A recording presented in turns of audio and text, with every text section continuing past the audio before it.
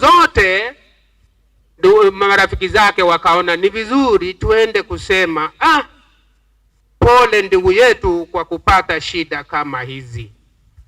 Na mimi najua kwamba leo tumekuja hapa ili kuwafariji mama, ndugu na dada wa marehemu Benaya,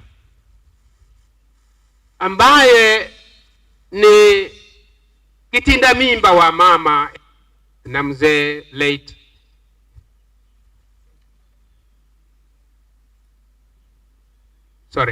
na mzee Matara. Sasa ikawa kwamba chapter 2 verse 11 maje. Hapo ndio nataka nimalizie, kwa sababu ndio kitu kikubwa ambacho kimetuleta hapa. Chapter 2 verse 11.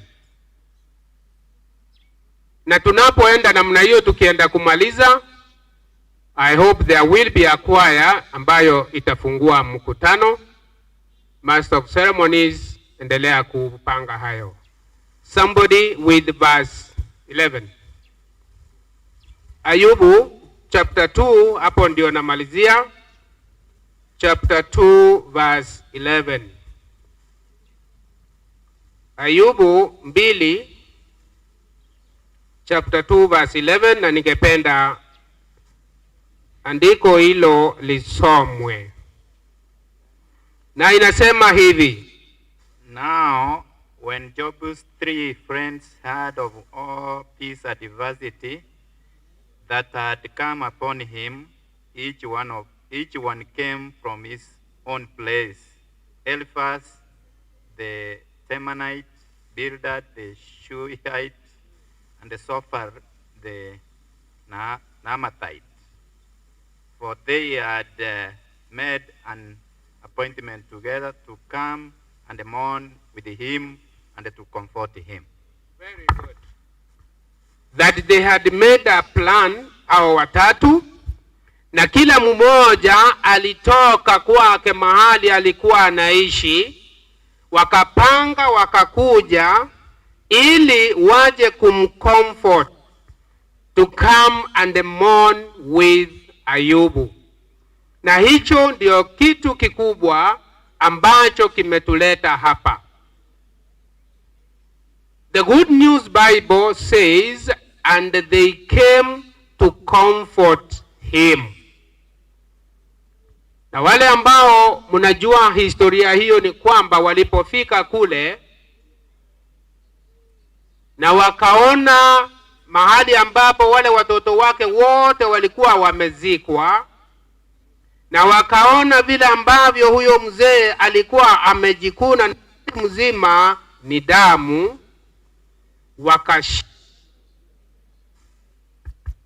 walishindwa kuongea.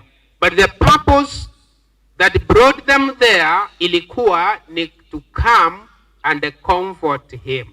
Ile version ambayo imesomwa, they came to mourn with him. Hayo mawili, comforting and mourning, ndio ambayo yametuleta hapa. So pengine ukipata nafasi, iwe ni kwamba ni kutoa comfort. Yale ambayo utanena yawe ni ya kuacha hii familia wakiwa pamoja, pengine hata zaidi kule ambavyo wamekuwa hapo nyuma. So langu ni kusema kwa Mwanahidi pamoja na Madam Beatrice,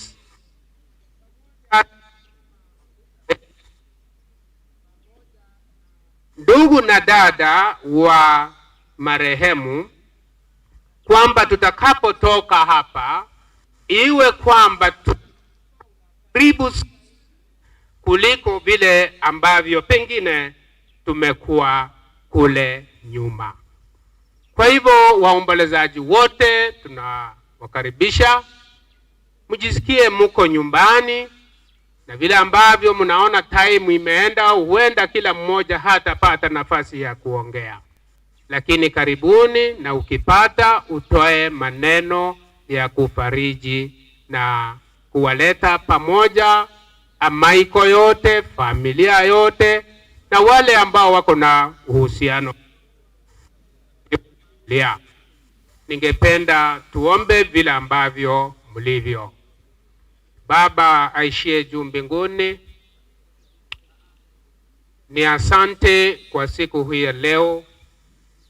Tangu tulipompoteza ndugu yetu Benaya, karibu wiki 3 ambazo zimeenda, na umekuwa nasi mipango hii ikiendelea, na siku hii ya leo ndio tamati. Tunaomba kwamba Mungu wetu uendeshe hii program vile ambavyo ungependa, na yale ambayo yatanenwa siku hii ya leo Mungu, kwa sababu tuko ukingoni wa mwisho wa ulimwengu huu, tuweze kufarijika zote na tusonge karibu na wewe Mungu. Haswa tunaomba utusamee dhambi zetu na ututayarishe kwa ajili ya kurudi kwako mara ya pili, Mungu.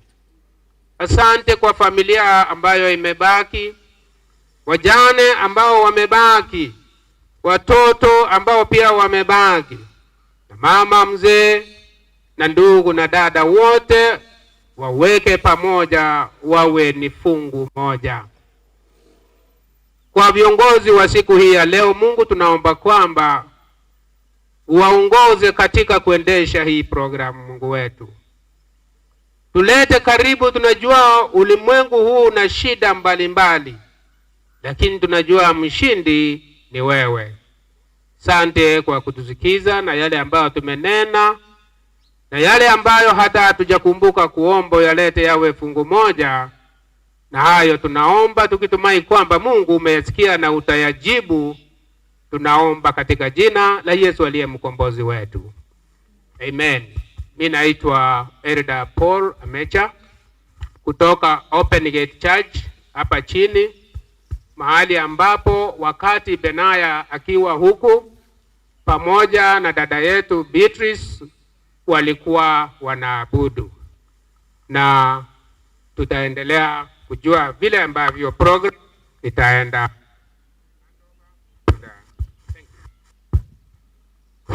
Wakati master wa ceremony anasimama, konya toli family virogone vingi vile mahataria na rogora. Kama wewe si mmoja wa familia, tafadhali kuna vitu huko chini na makwaya yote ni hapa juu.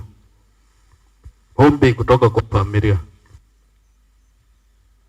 Asanti ndugu George. Kwa hivi sasa kwa kutukaribisha, na kabla tujaanza kuwaita wachache ambao watakao zungumza kwa niaba ya wote ambao watakao hudhuria mazishi haya, ninaomba Getare Church Choir kama mmefika muje, arafu mtupatie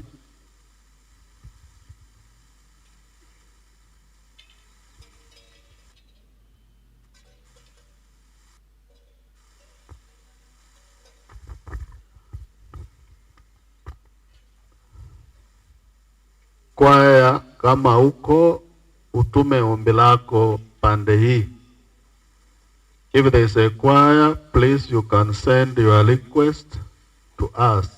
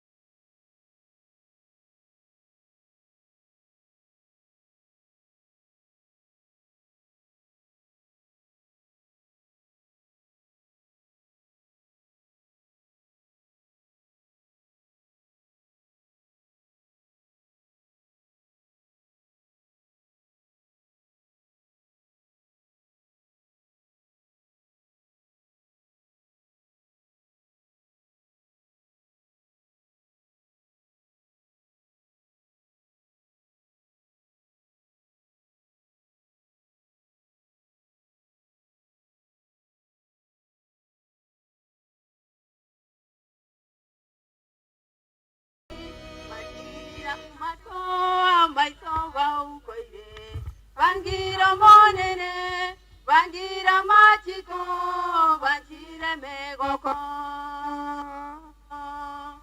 Chingaki twaikire chebeire chinkongu Pantombara diwati bali koiwati Patinira mato amaito bau koire Bangira monere Bangira machiko Banchire megoko Tamakoru enseñe Te wati amorembe Ensano gochora Bono kore moyo Watamono kenya Aye ore nakyo Saitani umanyire Saya ye ikire Tamakoru enseñe Te wati amorembe Ensano gochora Bono kore moyo Watamono kenya Aye ore nakyo Saitani umanyire Saya ye ikire Kegoli kebono Nyabigoti bigong Asoko lyokobe No wesa kokobe Nigoba kwero kabara Wanchichito Saitani obairire Tibari goza Tiba kumere che Igoro yenyamoreo Kegoli kiabono Nyabigoti bigong Asoko lyokobe No wesa kokobe Nigoba kwero kabara Wanchichito Saitani obairire Tiba kukwegoza Tiba kumbere che Igoro yenyamoreo Koru enseñe Te wati amorembe Ensano gochora Bono kore moyo Watamono kenya Ekyo Saitani umanyire Saya enseñe Ensano gochora Bono kore moyo Watamono kenya Aye ore nakyo Saitani umanyire Saya ye ikire Ensase twaikire Tebwati omorembe Ebisaku borwoti na marwoti Batemire kobeka omorembe toyoti Alia abanetwe Osekera Ningayo ganyete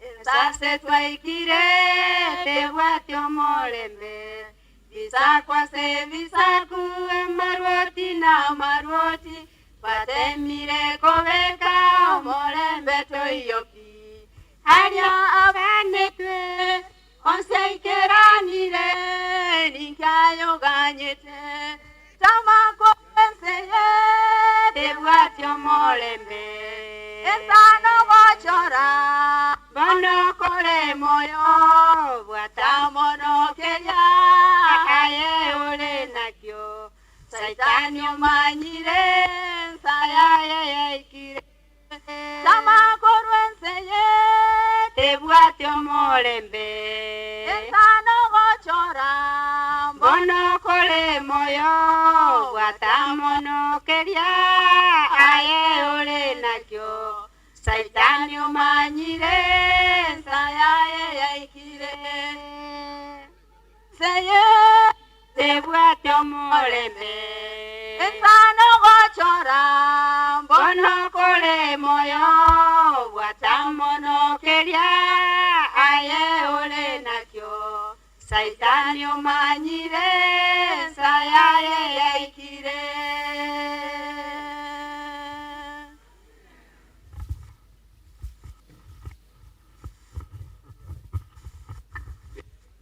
Yamono Amaiko muranga boli chungo gocha Iganga na batogo ita matera igo tosabe toganda ka ego arekine chigente kanene karibu Amaiko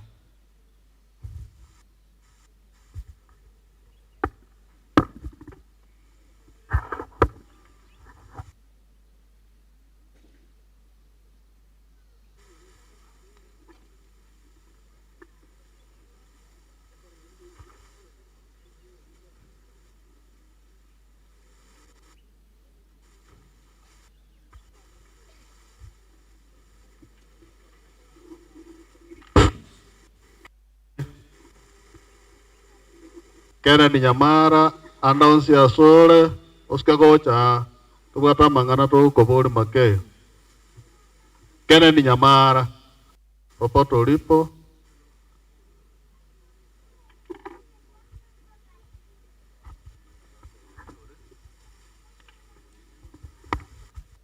amaiko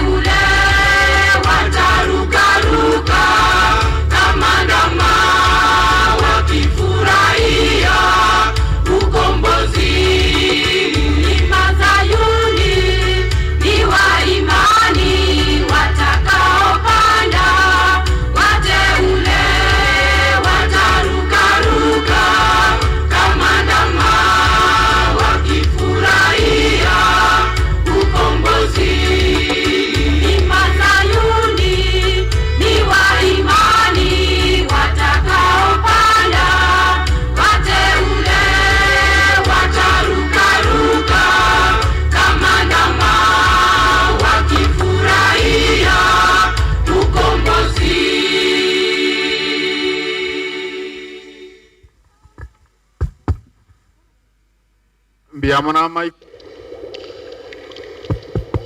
tutamwalika Mzee Matunda ili aweze kutukaribisha rasmi kwa mkutano huu kwa niaba ya family. Asante sana.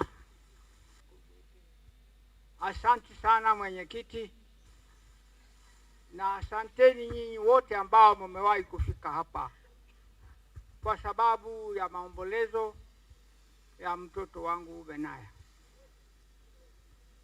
Ni majonzi na tena ni huzuni kubwa kwa kumpoteza mwana mdogo namna hii ambaye miaka yake ilikuwa hata haijafika kiasi ya miaka yetu.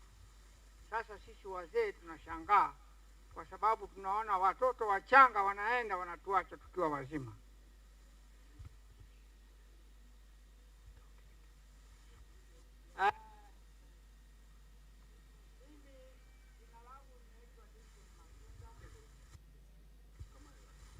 Ni ndugu ya Mwalimu Matara, naye ni marehemu sasa. Wakati huu ningeweza kuwakaribisha nyinyi wote kwa kufika katika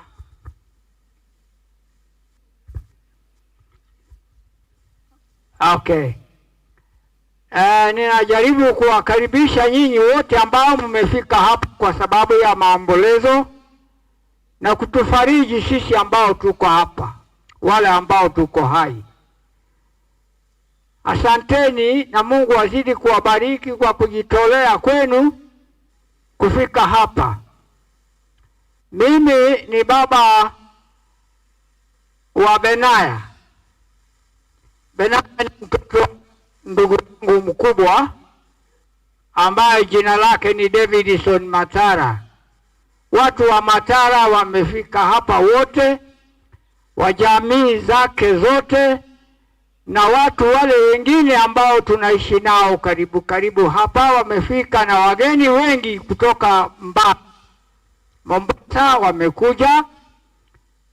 Ujaluoni upande wa kwetu South Nyanza wamefika, na hata wengine wametoka mahali mbalimbali siwezi kutambua. Nawakaribisha na moyo mkunjufu, nikijua tutakaa vema na utulivu ulio bora mpaka tutakapowahi kumaliza huu mkutano. Wakati mtakwenda, Mungu awabariki, awaongoze, kwa sababu njia hii tunayoenda ni mahali ya barabara ambayo iko na magari yametengenezwa na mikono ya binadamu. So tunasema kwamba Mungu awabariki na mtakapokwenda muende salama. Huyu mtoto ambaye anaitwa Benaya Samuel Nyayemi ni mtoto ambaye alikuwa mtulivu na mpole, mnyenyekevu. Kila mara mkitaka kuongea naye ni kucheka tu. Hakuwa mtoto ambaye unaweza kumwona ukaona uso wake ukiwa wa kukasirika au uso ambao hauna furaha. Yeye ni mtu alikuwa mtoto mwema mwenye furaha.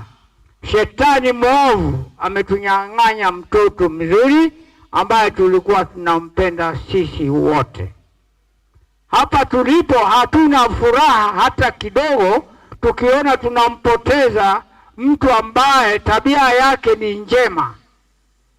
Kuna watu wengi wako na tabia mbalimbali, siwezi kuwalinganisha na huyu mtoto. Mtoto wangu ameenda, ametuacha na huzuni, na sina mengi ya kusema, ila nawaambia mtakapokuwa mnaondoka hapa, Mungu awabariki na awalinde, awaongoze mpaka mufike kwenu salama salamini. Asanteni. All church elders wanakaa, wazee wote wa kanisa wanakaa hapa juu.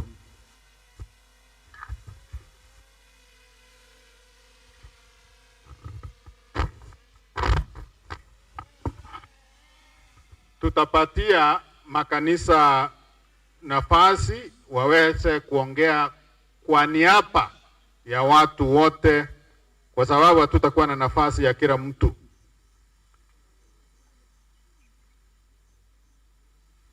Ama iko kwa sababu ndio wa karibu zaidi na kwa mzee Matara. Mmoja kama mzee wa kanisa aweze kuongea.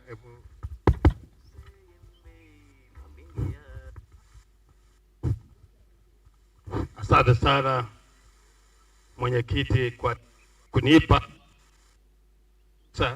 au nafasi hii nami nifariji familia. Mimi ni mzee wa kanisa la Amaiko. Mamake mwenda zake anashiriki na wote wanawake watoto wake wamepitia kanisa hilo. Kwanza kabisa ninawakaribisha nyinyi nyote ambao umekuja kutufariji. Mungu anasemaje katika kitabu cha Ayubu 14:1? Sijui moja nisomee. Pastor, Mungu anasema nini juu ya kifo? Mpatie. Binadamu inasema, man who is born of woman is of few days and full of nga mwanya bantu ibuire no mukungu nga matukanga iwa na make. He comes forth like a flower and fades away. Nigo awe bwa na liwa maua naendo yaruka. He flees like a shadow and does not continue. Kuno molengali ibere yate banga kipasta isano igo twes no tugwetera abu no tugweta ole staracha. Verse 5 says, isano kego since his days are determined, nga kero muntu ni gabade ira matukayo stabuli boyo the number of his months mabeti anya sisi is with you. o nyasa anyebwa mabokai You have appointed his limits. ka chimbebe na waigo ondobwe tuki wetani aseigo aba na babos na bairi twatebigwe nga omwana ere injilisa moke mimi babake mdogo. Mungu amesema kila mmoja wetu ana wakati. Mungu ametoa taratibu, anaishi na ikifika wakati wake lazima. Katika Genesis 3:19 Pastor, Mungu anasemaje? Ase kitabu akano Isato 19 ese ngenje gutaigwira niki wetera ase bigeri no ya onyoro konya ore ndagero koria ngagoika oirane ase liroba igo ase goiko koreki oirano yes. Wano Mungu anasema kwa sababu hatukutii jinsi alivyopanga, tukafanya njia nyingine tofauti, na yeye mwenyewe akasema tukifanya hivi basi mtakufa.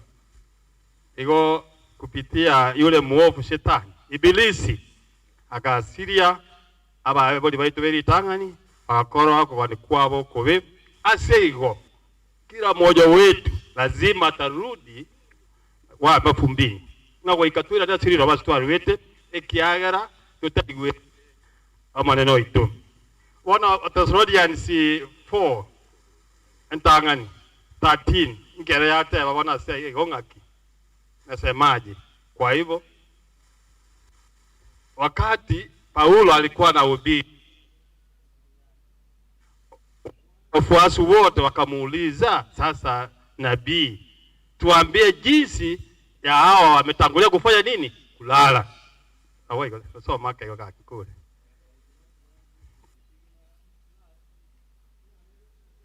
ekida ke sege kusinga ki nga teribu ya mo manyaya wa chua sa bai kirokora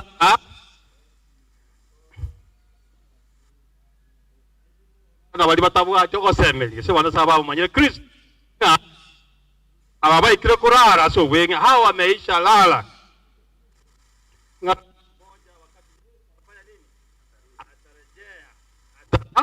watafufuka.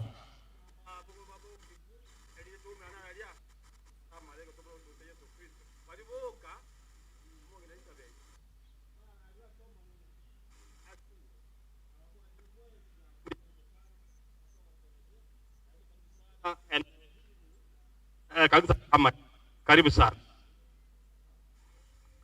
Tikango ndo sabe. Nyasaye tata twajira sori muna bana ba waitire nebi be koranti munya mabiro twabire. Mbia mwana watongete omwana Benaya amekaa nasi kwa muda mrefu. Tena jinsi umesema kila mtu ana wakati wake.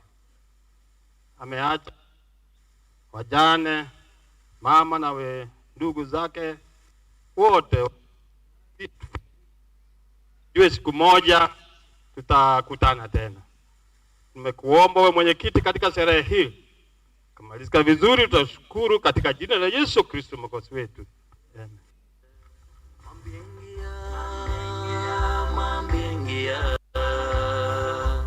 Nitaro moche we dhahabu mambingia.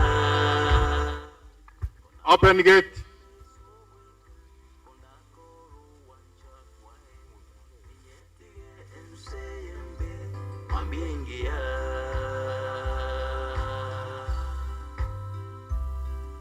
Oruaki.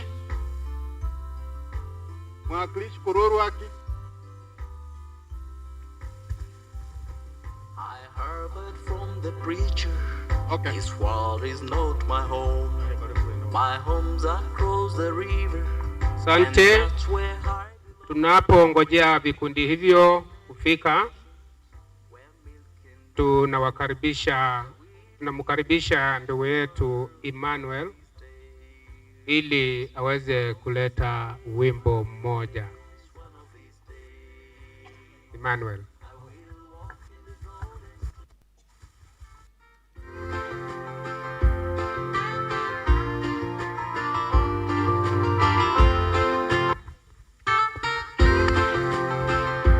Okay. Ningependa ombe kabla ya soma fungu na tuombe. Baba Mwenyezi Mungu, tuaja mbele zako wakati huu tutakaposoma neno lako takatifu, utuonekanie katika jina la Yesu ambaye ni mkombozi wetu. Amina. Kwa majina naitwa Nyakueva kutoka kanisa ya Oruak. Nami kwa niaba ya kanisa nimeleta rambirambi zetu hapa, na ningependa kusoma fungu ambalo itakalo tutayarisha katika maisha ambayo yatafuata baada ya kifo. Uhai ni kitu ya muhimu sana, na tunatamani sana sote kuwa na uhai, lakini kutokana na dhambi ambayo Adamu na Hawa walifanya, tukaagizwa ya kwamba mshahara wa dhambi ni kifo. Ndio hiki sasa. Ningependa nisome kutoka kitabu cha Yeremia 29 fungu la 11. Yule ambaye alikuwa anasoma atafuta asome. Wakati mwingine naendelea kusumbuka, kuwazawaza, ndugu wetu Benaya amelala, ameacha wajana ambao changa sana, lakini Mungu alikuwepo wakati haya yote yalikuwa natendeka. Nani alikuwa anasoma? Jeremiah 29 verse 11. Egoteba, for I know the thoughts that I think towards you. Yes, for I, the Lord is saying that for I know the thoughts and the plans that I have for you. You who? You as all. Ntwensi mwanya wanto plus the believed family. Yes, Pastor? Thoughts for peace and not for evil. Ebirengereryo by'omurembe kulendera ebirengereryo by'obubi. To give you a future and a hope. Yes, to give you peace and a future hope. Nkebya Nyasaye nigabwate ebirengereryo ebya ase intwensi. Balituwarare na baturara nduwenda kumananga one day. Leo ni Benaya, mimi na wewe tuko ndani ya gari ya kifo. Stage yako ikifika, vile ya Benaya imefika, utashuka. Kwa hivyo ni heri kila mmoja wetu ajitayarishe, sababu unakapola ukiwa ndani ya Kristo oseme iko kuwana nkoro Nyasaye atokonye na ile familia ambaye imeachwa nyuma. Tuweke mawazo yetu kwa Mungu na tumuombe Mungu na atatuelekeza, atatuonekania katika kila njia, as the book of Luke says, Luke 1 verse 37, that in God all is possible. Kwa hivyo tuachie Mungu na mengine atatutendea. Asante sana. Tuombe. Our dear and loving Father in heaven, we come again before you this morning. We thank you for the verse you have read that is preparing us for this world and the world to come. The family that is believed, we bring it unto your able hands. You lead them, and this ceremony of our late brother, we ask that you grace it in Jesus' name. Amen.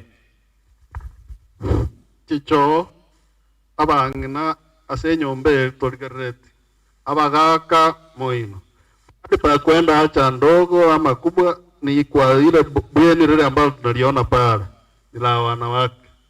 Wanaume waende kwa ile machengo nyuma yake, tusiongana pale. Wazee wa kanisa wote msisumbue wengine, muje pande hii. Wakwe ukiona mahali huko hauko sawa, kuna viti pande hii. Watu wa kanisa msisumbue wengine, vitu vyenu mpaki bure pande ile. Makanisa yote hapa kwetu, vitu vyenu viko hapa juu.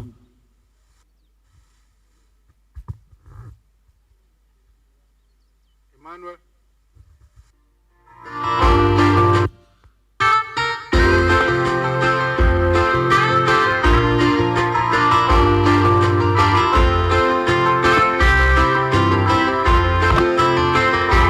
Nyimbo na tuziimbe tena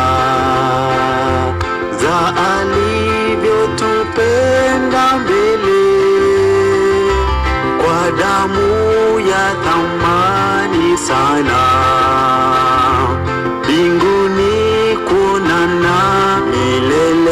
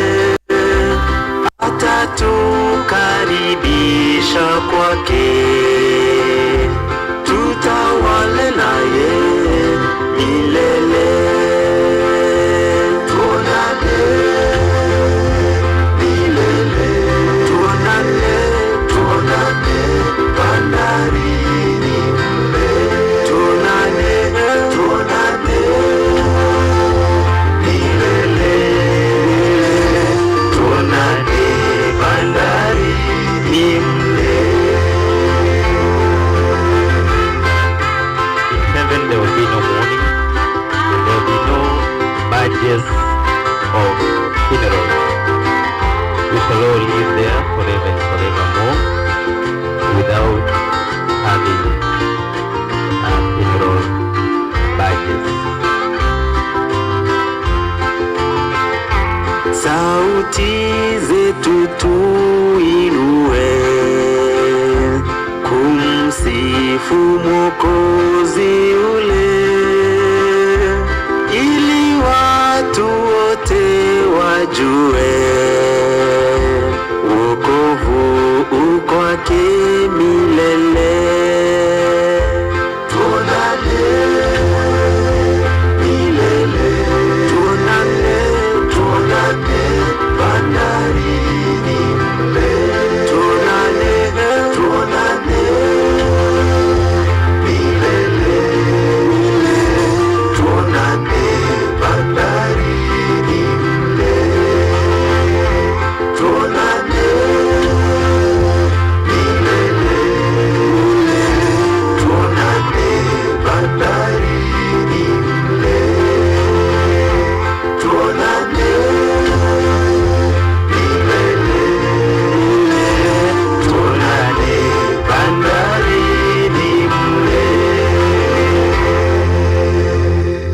Be blessed.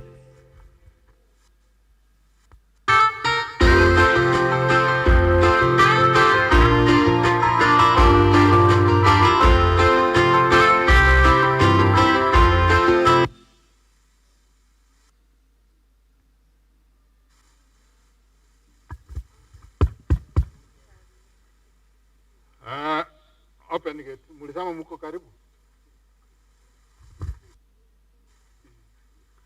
Asanteni sana.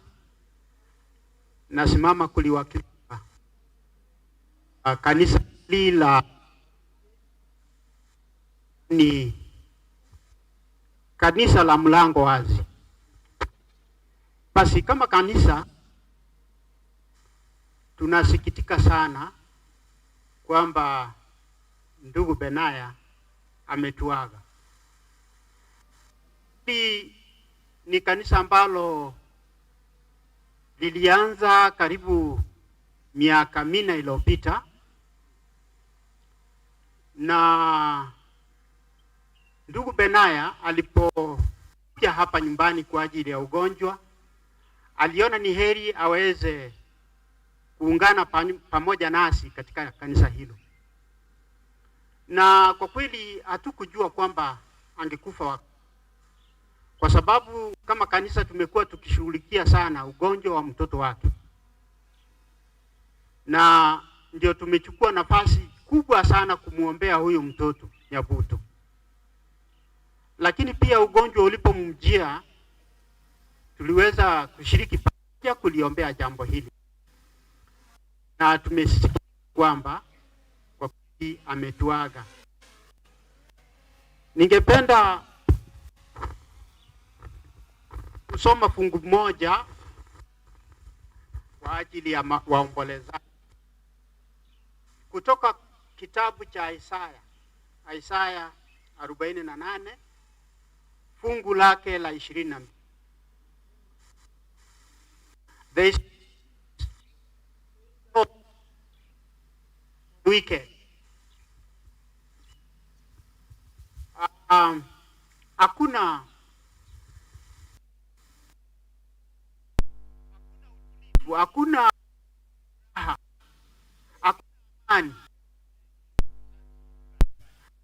amani kwa yeyote yule ambaye ni mwenye dhambi. Kwa hivyo waombolezaji, tunajikumbusha labda katika wakati huu wa maombolezi kwamba kifo kilikuja kwa ajili ya dhambi, na wote sasa hivi wote wanaoshiriki katika dhambi, Mungu hana furaha na wao hatakuwa na amani katika dunia ya dhambi. Kwa hivyo tukimbie dhambi ili kwamba Mungu kupata nzuri ya kutusaidia. Na nataka tuombe tumalizie hapa. Tunaomba. Baba mtakatifu, tunashukuru kwa amani unaopatia watu wote ambao wamekukubali kama Muumba. Na kwa kweli umelizungumza wazi kwamba wote ambao wanashiriki katika dhambi hawana amani. Kwa hivyo zote tukimbie kwako, mahali ambapo amani inapatikana, ili kwamba hata tufe tutakufa tukiwa na amani na imani unayoitoa, ili kwamba ujapo Mungu wetu uweze kutuchukua mbinguni. Tunashukuru kwa sherehe hii, jina lako litukuzwe. Tunaomba kwa jina la Yesu Kristo Bwana mkombozi wetu.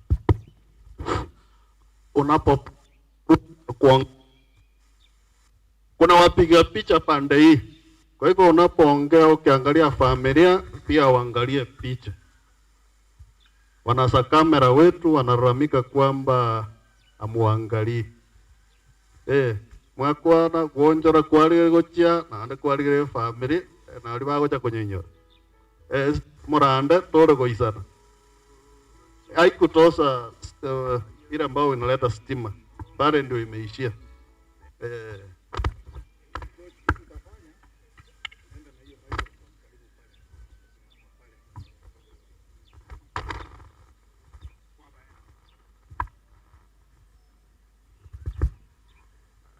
Kwa sasa Nyandito, mtu ambaye anawakilisha Nyandito, yani hakuna akina mama ambao wanatoka kwa hizo kanisa, ni wazee peke yake. Nyandito, asante sana kuja.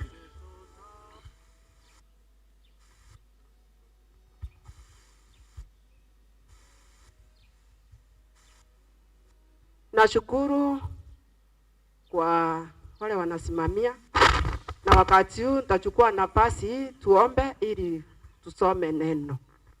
Tuombe. Tunakushukuru Baba yetu uliye juu mbinguni.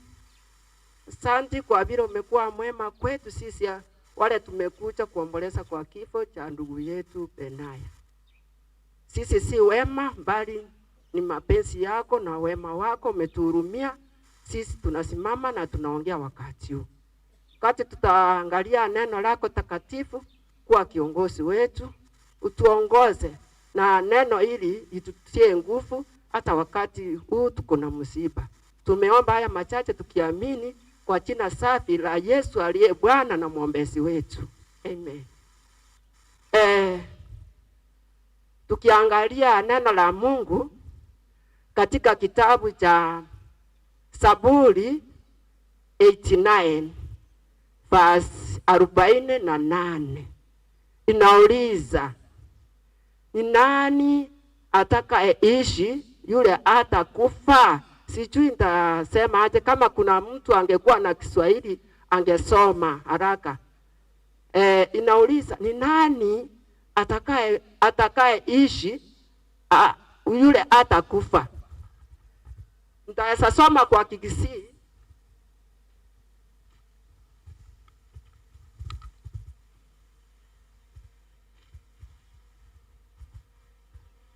Inasema hivi, mondoki orabe moyo otakwe ningo ora nyare gotoria omoyoye korwa ase chinguru cha makweli. Huyu mwandishi anauliza ni nani atakayeishi yule atakufa, na ni nani ataokoa nafsi yake kutoka nguvu za mauti. Kati tunaangalia hivi, tunaona kila mtu aliye katika dunia hii kifo iko, na kama kifo iko watachukuliwa wakiwa hai. Lakini tunaambiwa kutoka kitabu cha Ayubu ati siku za mtu, yani kutoka kitabu hiki cha Zaburi 90 verse 10 inasema miaka yobo gimabwo muntu abo gimabwaito na 52 onye tole ne chinguru eba 53 na obogimobo nigo boichire nobokongu na emechando nigo bogoita bwangu na intwe twairuruka twasiga. Sasa tunaona hata kama tutaishi tutaishi tukiwa na shida na na maisha yetu yanapita haraka na tunachukuliwa upesi. Wakati tunaangalia kutoka Genesis inatuambia tu aliishi miaka mingi, na huyu tunaambiwa ni Metusela. Metusela aliishi miaka 999. Yeye aliishi miaka mingi, lakini mwishowe alifanya nini? Alikufa. Sasa hiyo inatuonyesha tunapita. Kwa hivyo tujitayarishe tukiwa katika dunia hii.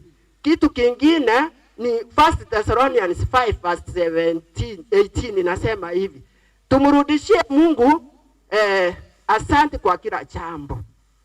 Hii fasi inanishangaza sana. Ati toira nelinya sao itongambu ya mono asekera lingana. Ngano nyana makweli gotoko moira nelimbu ya mono. Na gotoko moira nelimbu ya mono asenge njote bile. Tunamrudishia asante kwa sababu amefanya nini? Amesema. Kwa sababu hatuwezi kurudishia Mungu asante kwa maneno mazuri peke yake. Tukiangalia Ayubu, wakati aliteseka na ugonjwa na mali yake yakaenda.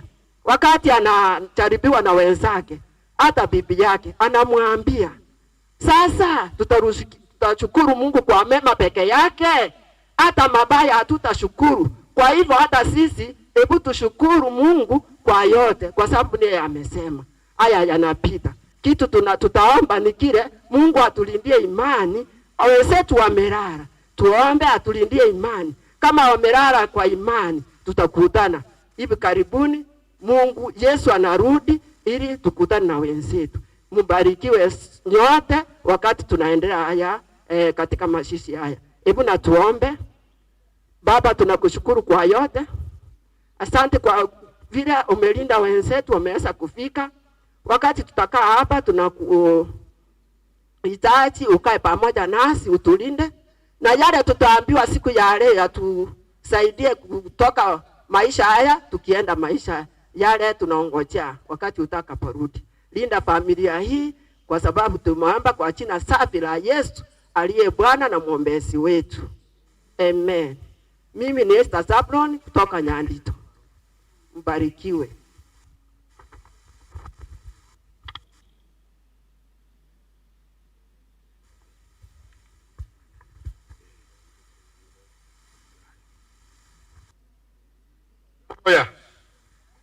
Ramoya.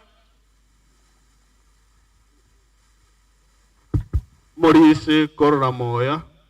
Morisi Kororamoya.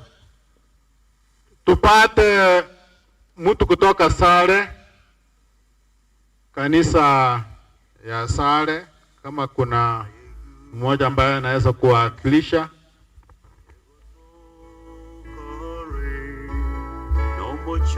Kama wako ita kikundi cha kuimba.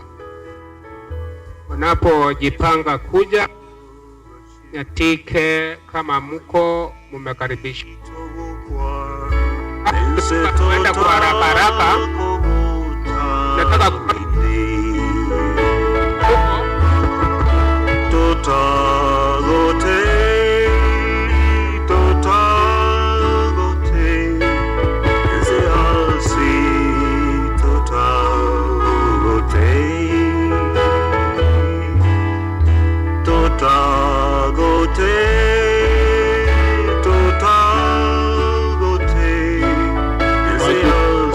mtapata nafasi yenu, tafadhali mtulie.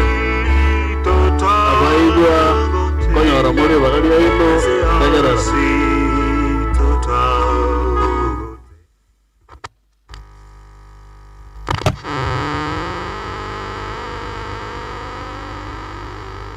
Kwaya tusonge juu bila na waita huko.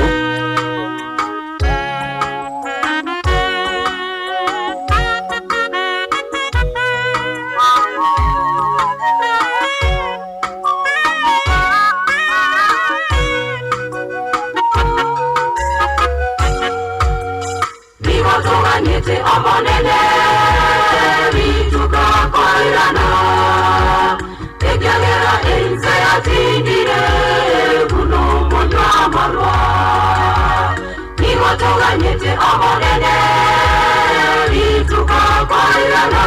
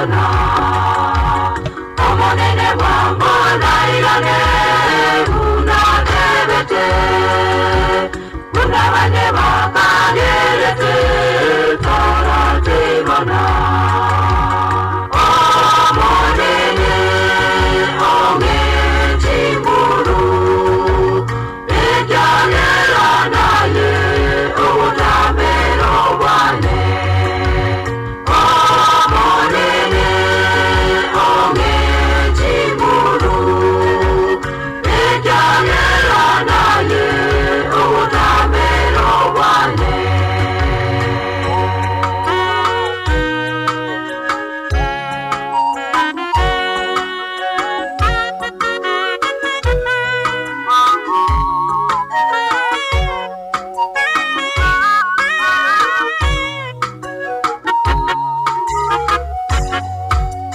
ono ayoyo mitorengereya kero yesakoirana ngayoratenene ono ayoyo mitorengereya kero yesakoirana ngayoratenene omonene omechiguru ekyagera naye obutamero bwane omonene omechiguru ekyagera naye obutamero bwane omonene omechiguru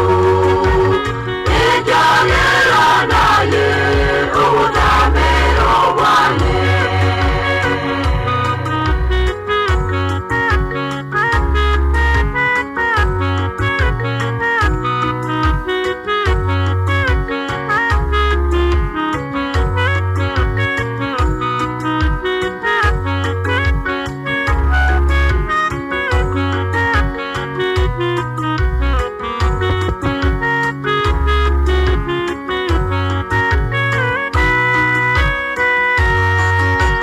abaigwa ba Benaya munyakoba tayari abaigwa ba Benaya n'abana ba Benaya bonse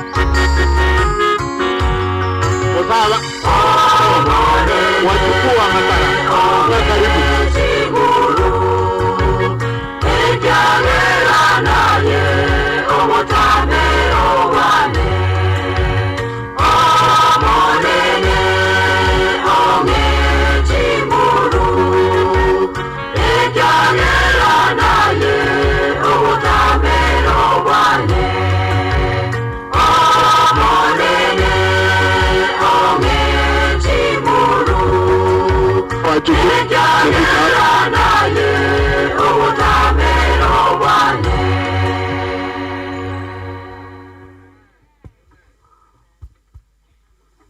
ningeomba kwa sababu ya wakati, wale wote ambao ni wachukuu wa matara msimama hapa mbele, ili wale ambao wako na wimbo muimbe kwa wakati huo, tumalizie kwa pamoja. Kwa hivyo wachukuu wote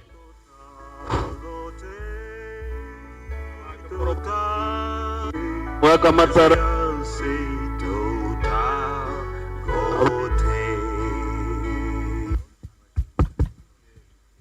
picha muiangalie.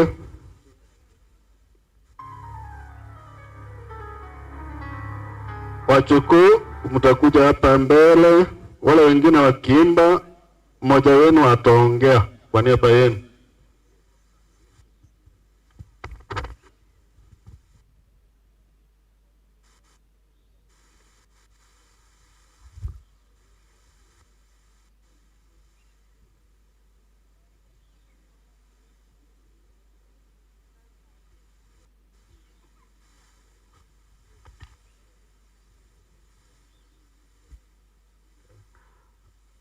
Oriom manana sabonsi ochoye mic korwa.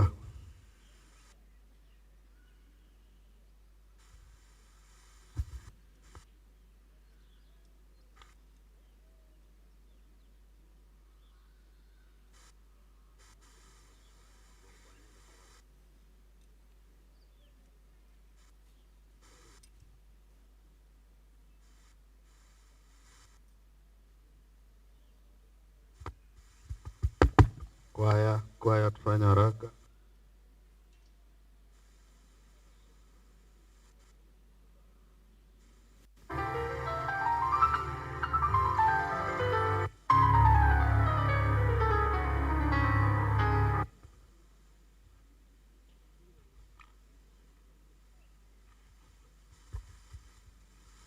Tikatoka kupiga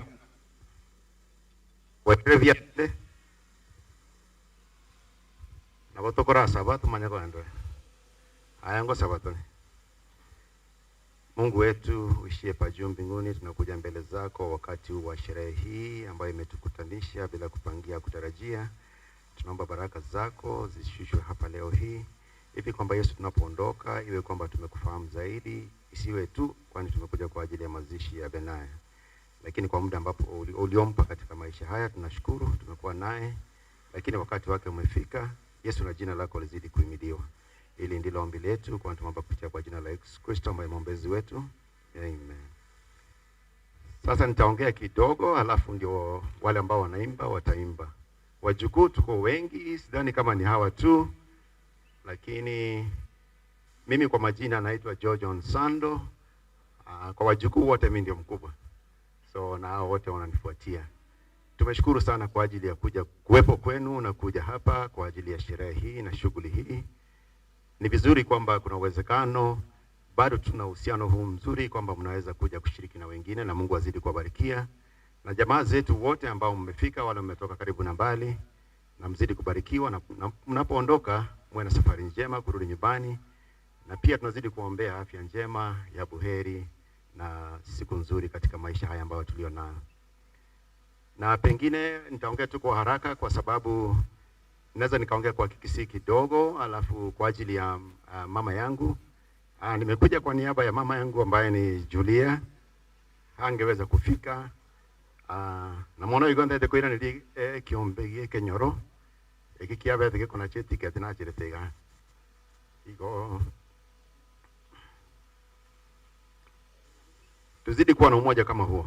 Sisi tunaishi mbali, lakini kwamba tuna ndobate kenyoro, ndobate ebyombe binde byabangi na bakorenta 5 balente ndagera 5 garna machine bibinta bantu bakonywa kakitoka ndego twaro bomo buno bwo iga boyo onye taliye bomo bwo nango chakonyara ko ikagaiga etiketi ya nge chiri buchimienye etiketi ya yamu igo ngesenge chomo boborito bwatalia kakimota ko twara boyo gaiga onye ndi ya nyarikana ense ya matuka na make bono ninche mambi naye Benaya bono chinga kichi ya otokonyara ko chumanyire kakitokora yarama ya irinde omutu bwate boro bwene tonyale ko bato ikirania ari Nyasaye teba chinga keji taraikana mbia mono sana soko ntegera.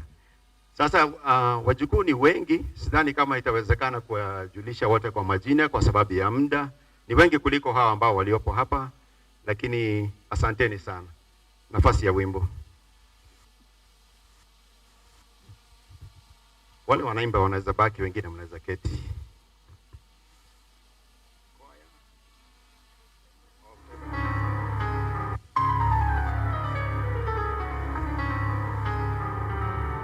Yamana abachokoro asoko ba abengi.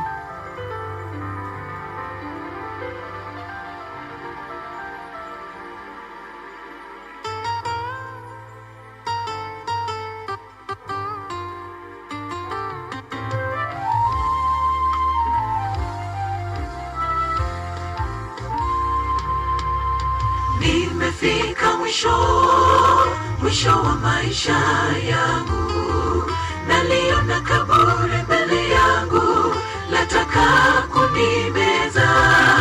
Milima ya mbinguni yaniita sasa, niende nipumzike nyumbani mwa baba yangu. Nimefika mwisho wa maisha yangu, naliona kaburi mbele yangu, lataka kunimeza. Milima ya mbinguni yaniita sasa, niende nipumzike nyumbani mwa baba yangu.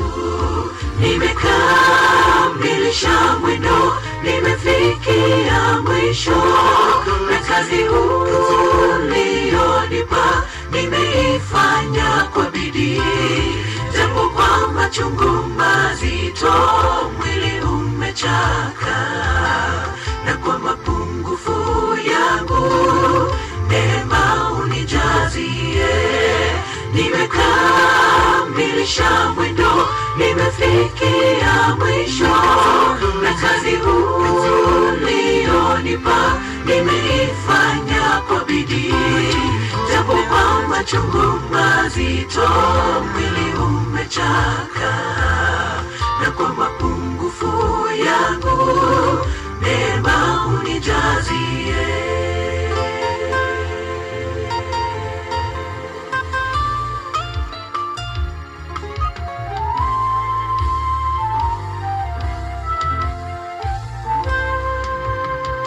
Namtukuza Yesu, ameshinda mauti, kaburi liko wazi hayupo tena, amepaa mbinguni. Japo nilale kwa muda, nitafufuka hakika, machozi yangu yafutwe furaha asubuhi. Namtukuza Yesu, ameshinda mauti, kaburi liko wazi hayumo tena, amepaa mbinguni. Japo nilale kwa muda, nitafufuka hakika, machozi yangu yafutwe furaha asubuhi.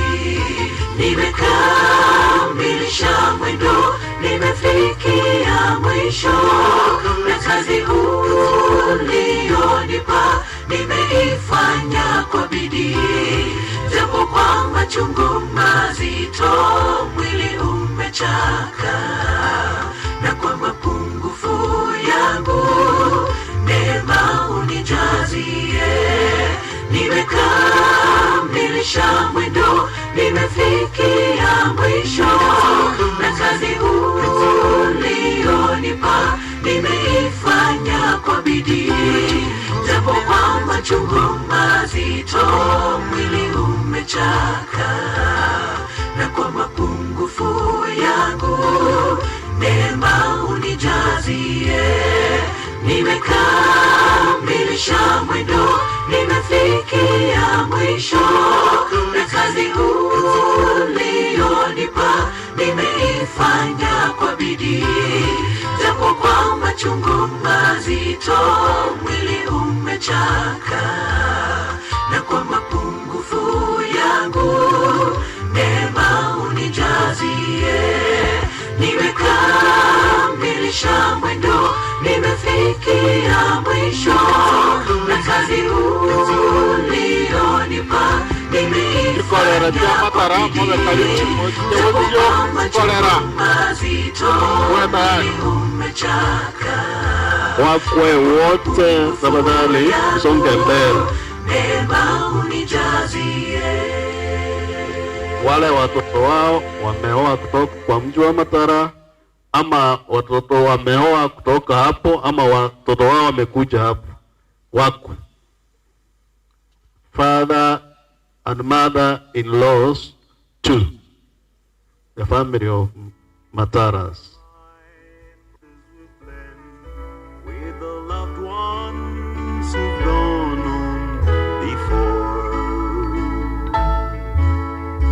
Tota gote,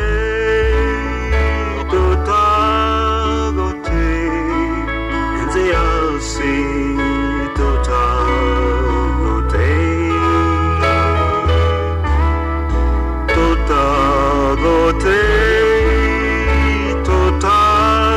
gote, enze asi tota gote.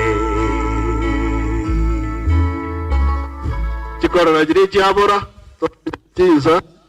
When Christ shall come Wana aba Matara. with shout of acclamation, Vaisabiara. prepared for the good and blessed, Okay. waiting his Abana aba Matara.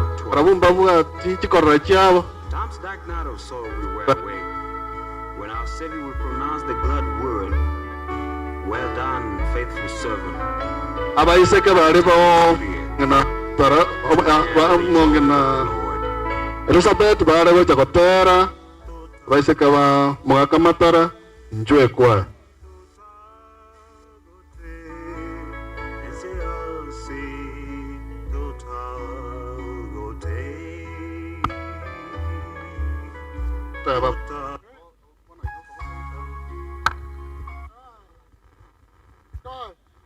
Mbuya mono.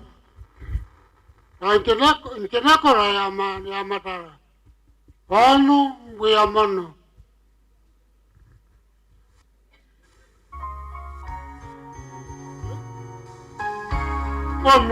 Atuta nkoroku. Ya mono.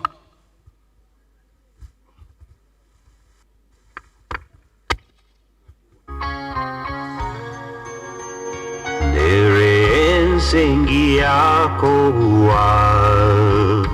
asokwege na twaerora tatanigo atoganyete gotoro seria obomenyo in the sweet by and by we shall meet on the beautiful shore.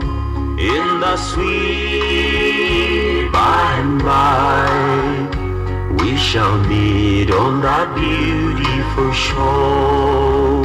Tutaimba pale kwa moyo, nyimbo tamu za wenye heri, na rohoni hatutaona tena haja ya kupumzika. In the sweet by and by, we shall meet on that beautiful shore. In the sweet by and by, we shall meet on that beautiful shore.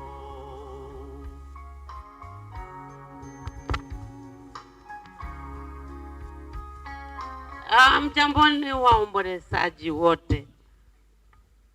Mjamboni tena.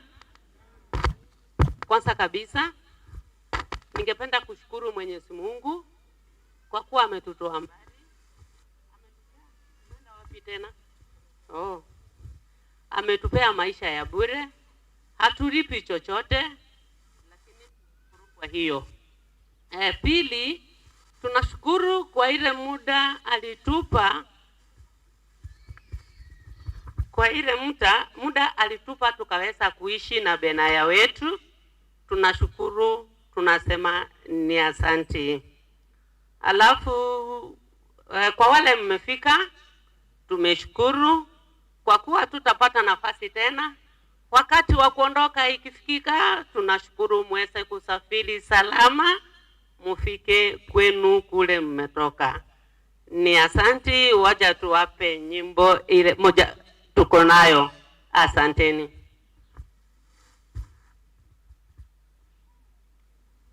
Bwairire. Leo tunashukuru Mbuya More. Nafundishwa hapa kuna mwisho wa kusoma. Tunashukuru Mungu kwa maisha ya Benaya. Sisi kama sister zake na sisters in law tunataka kuimba nyimbo moja ya kushukuru Mungu na mnaweza kutujoin. Tutafurahi sana mkitujoin. Mungu yu mwema, Mungu wangu yu mwema, Mungu yu mwema, yu mwema kweli, yu mwema, Mungu yu mwema, Mungu wangu yu mwema, Mungu yu mwema, yu mwema kweli, yu mwema, anatujali, yu mwema, anatupenda, yu mwema,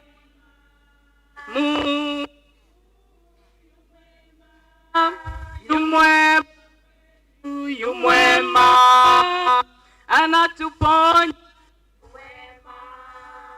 anatuponya, yu mwema. Mungu yu mwema, yu mwema, yu mwema. Tumsifu yu mwema. Muabudu yu mwema.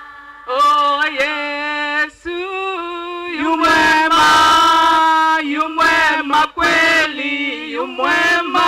Please join us. Mungu yu mwema, Mungu wangu yu mwema. Oh Yesu yu mwema, yu mwema kweli, yu mwema.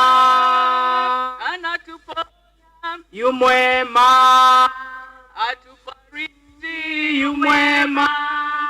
Mungu yu mwema, yu mwema kweli, yu mwema. Mungu yu mwema, Mungu wangu yu mwema. Oh Yesu yu mwema, yu mwema kweli, yu mwema. Thank you.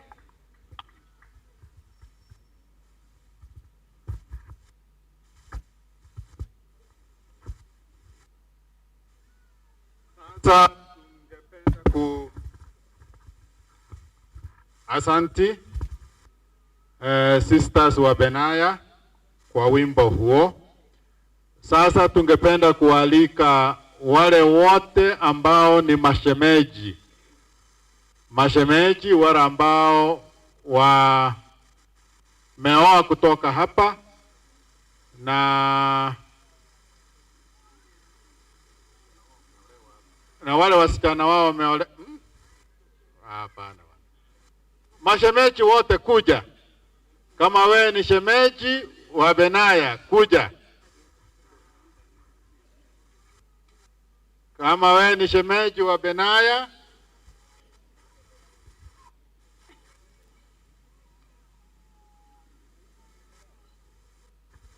shemeji, nafasi ni yenu.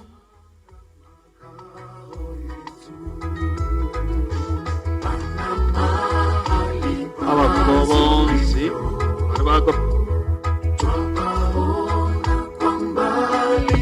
Albons bakaba amatara moko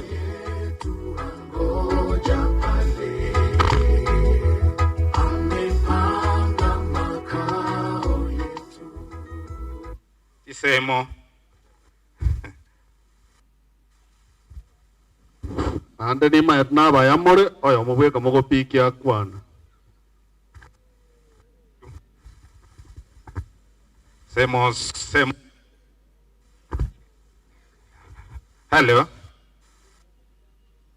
Hawa ni wale ambao tumeoa katika boma la mzee Matara mkubwa ambaye ako upande wangu wa kulia, ndiye ruhusu azungumze kwa niaba yetu.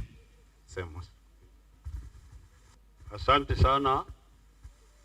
Sisi letu tumleta rambirambi yetu na kusema pole sana.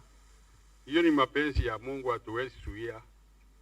Kifo sio watu wanasuia, isipokuwa labda Mungu. Na wale wamekufa tuwaombee mazuri, mahali wameenda wakae mahali pema peponi. Kwa hivyo tunapea masemeji wa mama na wengine sana kwa hii mji sauli ya semeji yetu. Tafadhali naomba tutaje jina tu halafu tukituruhusu. Mimi kwa majina naitwa Enoch Raya kutoka Mombasa. Na mimi ni James Chuma kutoka Machoge Borapo. Nami pia atuta aliyechukua Josephine ambaye ni mwenda sake toka Bomwale. Mimi kwa majina Musala cha Miundali kutoka Bomwale. Ni Joshua Amungo Nunga kutoka Kitutu Masaba. Tuko na Sofia Mkobi. Mbuya mwere mwezi mwamatara pole mbuya mwere. Nje ditali ngoro kwa ondajo mozimbi ko mware la chami no yo minto. Hamjambo. Na mimi naitwa Dickson Waweru na natoka mpande wa Mombasa. Na naona mashemeji wenzangu wamenifanya nimekuwa na wivu, manake ametaja mabibi zao. Na mimi wangu namtaja na nitasema asimame. Karo simama uonekane.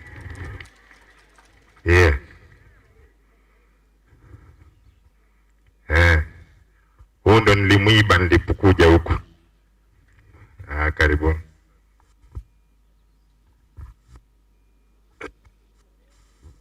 Habari zenu nyinyi nyote mmekuja kuomboleza kwa huu uwanja. Mimi kwa majina naitwa Charles Nyabuto. Charles Atuta ni kasini yangu. Baba ndio mkubwa, Atuta ndio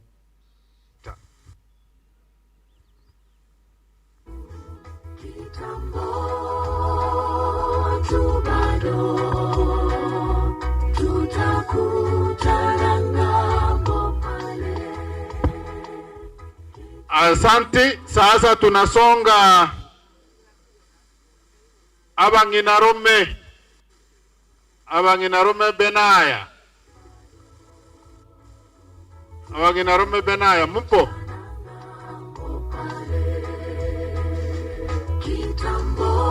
Abanginarume akoreka namba hiyo.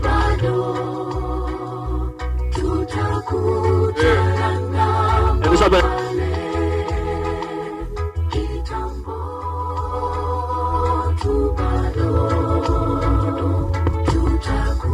Wamu Elizabeth ngai mwaja.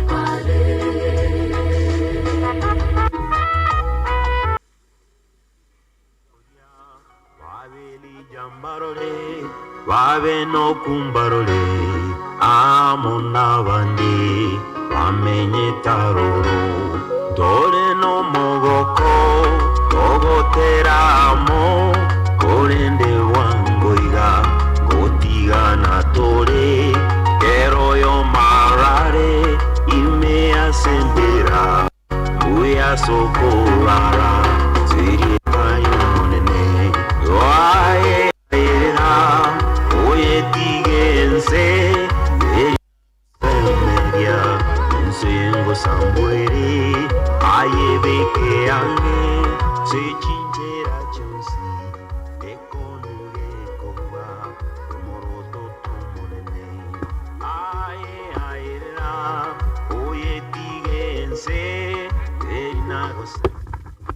Biamore tegwananga mukana chekiara ndo chenge bintu kuburuka na birega iga ekiagera mu mamena arali amame mbarega achikasi ninchira bono mu muburuka ina bono ikumetinga kimura bono kiara ba mwarangeria ba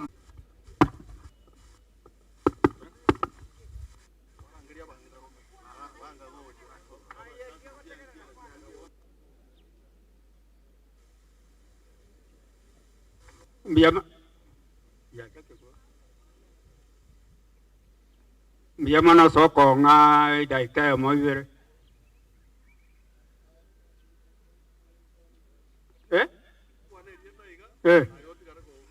Oh. Miyamana njeno kasini ya mwalimu orengo somo. Yokoro kusukumbui ogeto.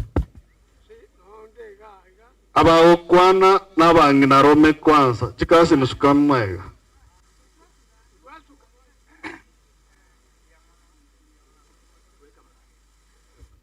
Nje mpita mautingoro kwa matarama ko yone we mwabanya keyande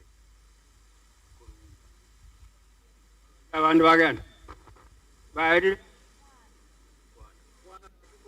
Biyamano soko nga idaika ya mobire asamarieta yonkoro kwa Melkisedek nyakeya nyayemi nerie serikali nerie Kristo nerie serikali Richard nyakeya nyayemi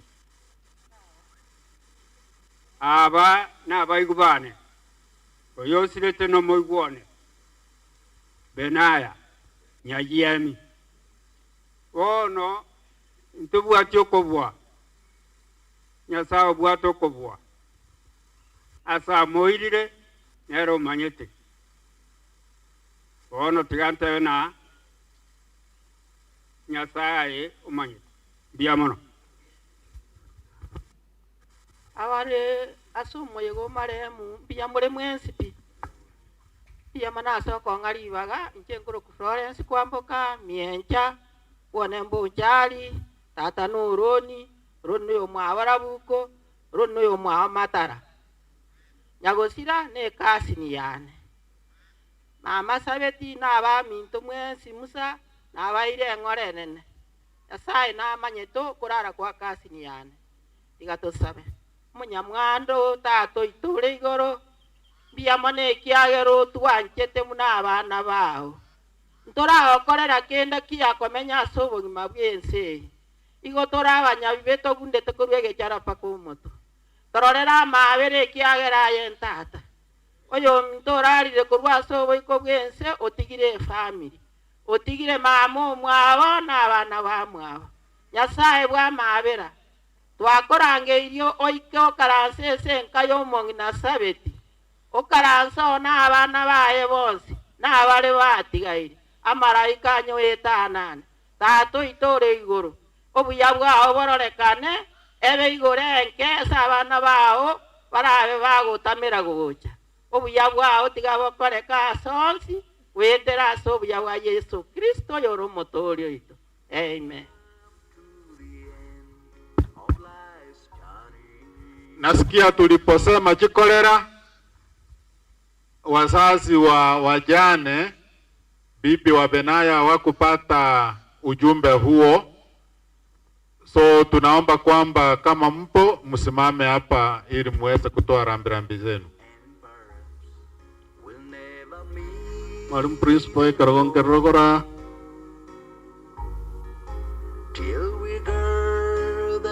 Karibu sana Honorable Lilian.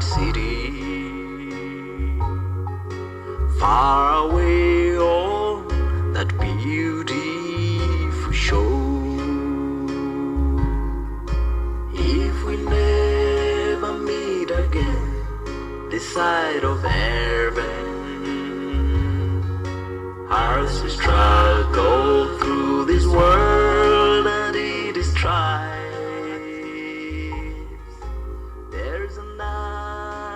Habari zenu ombolezaji wenzangu, mimi ni mamake Mwanaiti. Kwa hivyo nashukuru nyote mliokuja hapa, tuwe na shukrani. Mungu ndiye aliyetupa, Mungu ndiye amechukua. Majina naitwa Angeline Nyazua Ezeke. Asanteni. Bwana Yesu asifiwe. Asifiwe tena. Mimi nimeshukuru kwa siku ya leo. Sisi ni wa mama wa Beatrice kutoka sehemu za Bondo. Sisi ni Wajaluo. Nimesema ni asante kwa siku ya leo juu siku ya kuzaliwa hakuna mwenye anakunyaga kwa mtu kama vile tumekuja kama saa hizi. Lakini siku ya kifo inakuanga uchungu sana. Tumewapigia pole, muwe na moyo mkunjufu juu hapo ndio njia ya kila mtu ataenda. Hakuna mwenye ataenda mbinguni ikiwa anaenda akitembea. Kwa hivyo ninawaomba muwe tu na moyo wa kujua kila mtu ana huko ndio sehemu tutaenda. Kwa majina ni Jennifer Atieno. Mi kwetu ni Sakwa Bondo. Mi ni mamake mdogo wa Beatrice. Huyu ndio mama mzana ya mama. Mi natoka Migori lakini toka Bondo. Asanteni.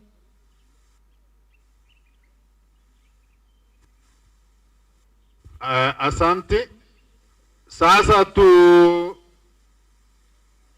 mwenzetu Benaya akiishi Mombasa alikuwa anafanya kazi ile alikuwa anafanya. Tunataka kujua kama kuna yeyote ambaye walifanya kazi na Benaya ambaye ako mkutanoni ili awakilishe wale ambao walikuwa marafiki na wafanyikazi pamoja na ndugu Benaya. Kuna yeyote? Kwa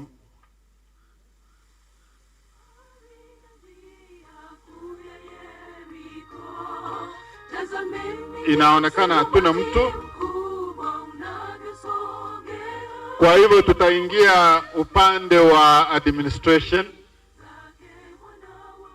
Sijui kama kuna chief hapa ama assistant chief.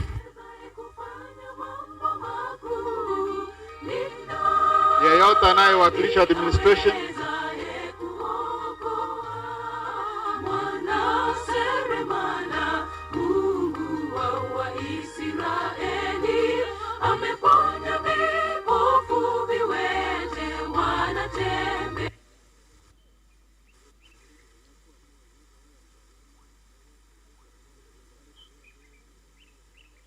Kasi ni Lilian.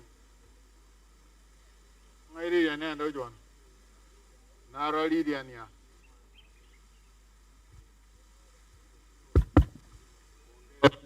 Kwa niaba ya serikali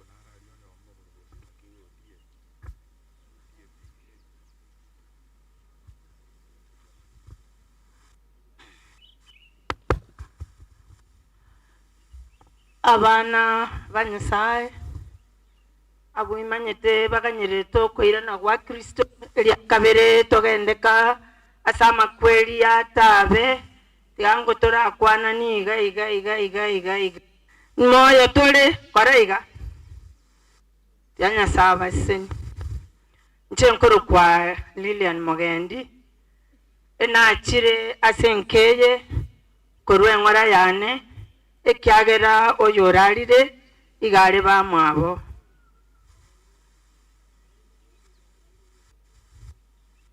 nimekuja hapa kuomboleza kwa sababu mwenye amelala ni kasini yangu. My uncle ndugu ya baba yangu anaitwa Okeyo ameoa Anna ambaye ni sister ya Aunt Elizabeth. Kwa hivyo hawa ni kasini wangu ambao wamepoteza mwenzao. Ntaitagote baba Elizabeth na Auntie Anna na abamu abo bonsi na abana abo muchoma tarabonsi buna pole sana. Wakati nilikuwa mdogo nikiwa shuleni, mwalimu Moses alikuwa mwalimu wangu wa hesabu. Kwa hivyo tumejuana na hii familia kwa miaka mingi, na hata ninakumbuka wakati mmoja nilikuwa standard 5 tukapewa challenge kwa shule. Mtoto yeyote atapata marks mingi wote kwa shule mzima achukuliwe aende kuona show Kisii akuje kuambia wengine vile show iko. Nikafanya bidii nikatangulia, mwalimu Moses akanichukua, nikakaa na my cousin Eunice for 2 days, ndio nikakuja kuambia wengine shuleni vile show inaonekana. Kwa hivyo hawa ni watu tumejuana kwa miaka mingi. Na nikisimama nataka kusema Mungu amenijalia, nimechaguliwa kuwa board of directors wa NTSA. Hii nitaitaje kwa Kiswahili. Ni board yenye inashughulikia mambo ya usalama barabarani. Sasa mlikuwa mnaniita mheshimiwa, siku hizi nimesikia wengine wananiita director. Hayo yote ni kwa ajili ya Mungu. na ninamshukuru. Kwa hivyo nataka kusema, nikisimama kwa hicho cheo cha NTCA Board of Directors, nataka kusema ya kwamba tunaomba wakati tunasafiri barabarani, sana sana watu wa bodaboda, fikiria juu ya maisha yako. Kupoteza hata mtu mmoja kwa barabara is too much for this country. Hatutaki kuona vifo barabarani, zingine mtu anafanya makusudi na tunasema ni ajali. Ukipita from a wrong side na ugonge mtu afe, hiyo sio ajali. You are a murderer. Uliamua kuua kwa sababu ulijua ukipita huko ni vibaya, lakini ukapita. Sheria haitawaacha. Tunataka kukasa nati, kwa sababu sana sana wanafunzi wamepoteza maisha yao barabarani kwa sababu ya uendeshaji mbaya. Tunasema hiyo mchezo, tuliambia wale watu wa ofisi lazima ikome. Na wale watu mko kwa hii njia sasa, urafiki wenu nami utaisha. Maana nikikupata wewe ni mtu wa boda, uko na watu 5, usianze kusema nimekuangalia vibaya. Tunataka kushughulikia maisha ya wanadamu ama ya binadamu barabarani. Kwa hivyo mkiniona sasa ninavalia kofia nyingine, na hiyo ndio itakuwa na Kisii ilitajwa tukiwa meeting last week, ati Kisii na Migori ndio iko mbaya zaidi kwa kufanya hii accident. Watu wanaegeza magari barabarani, wanaingiza watu wakiwa barabarani, mwingine anakuja anagonga, wanagonga watu ambao wako na shughuli zao kando ya barabara. Hiyo itaisha. Kwa hivyo hakuna urafiki ikija upande wa sheria. Wano omanene bwomoyega kena rule pole anasenke na tebwanga na alegaiga umwanachama ODP Kenya. Enale kutaka mwaligani, nataka kumkaribisha naye aje aomboleze ndio kipindi iendelee. Lakini kwa sababu nilikuwa na shughuli kwa kanisa na record CD huko, niliomba nafasi kitu nije. Nitaomba muniruhusu nipeane uji yangu nikimbie huko kwa shughuli ya kumfanyia Mungu kazi. Tulikuja na bwanangu ambaye ndiye alianzisha hii shule from scratch mpaka imefika hivi. Nataka asimame tu awapungie mkono. Huyo ndio bwana wangu. Saa zingine mnaweza sema huyu mama anatoa sauti hivi, nani huyo alimtoa barabarani? Huyo ndio mzee. Karibu.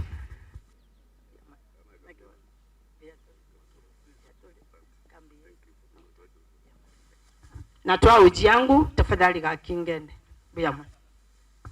Basi nami nitakuwa mfupi kwa sababu ya nafasi. Nashukuru wenyekiti, familia ya retired Mwendasake Mzee Matara na wote waombolezaji. Basi mimi naitwa Jopo Kemwa Kenyanya. I'm the chairman Democratic Action Part of Kenya, Kisii County. Na kwetu ni pale Nyamondo Botavoli. Ima tumusinangera ngro monene. Na romo na sisi kwa nene.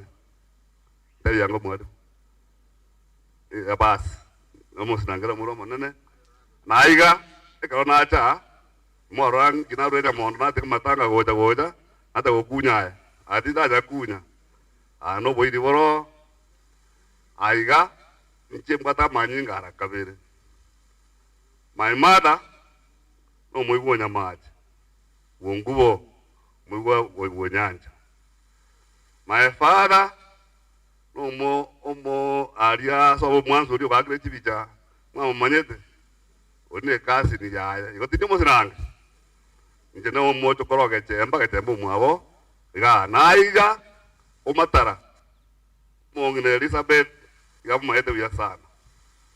1973 ina kawaire kwa area dinya jenga denga district kwa ya tware kurupavo sasa machuka kurwaria sawa twacha tukacha mwe kanisa mongno ria Elizabeth no mongno ria kusarange bakatoreta ngata komanya abana bari bakurugoge abe na korra no ore biore nare ore koro kusovia timoro jinga yale abako betega aya nanje sito na meta bu mwiri ari yo siri woro rende na barorire na tebire pore no mongina ana unarueta ari magara nyamaya no tora mechire yemo iye koro na cha na mabera manene anja ta bateba engora ya ne kabisa ege doje na tebe abasinange na baruse iria ko vie no e ko DP aseki sei to matanga tari ko to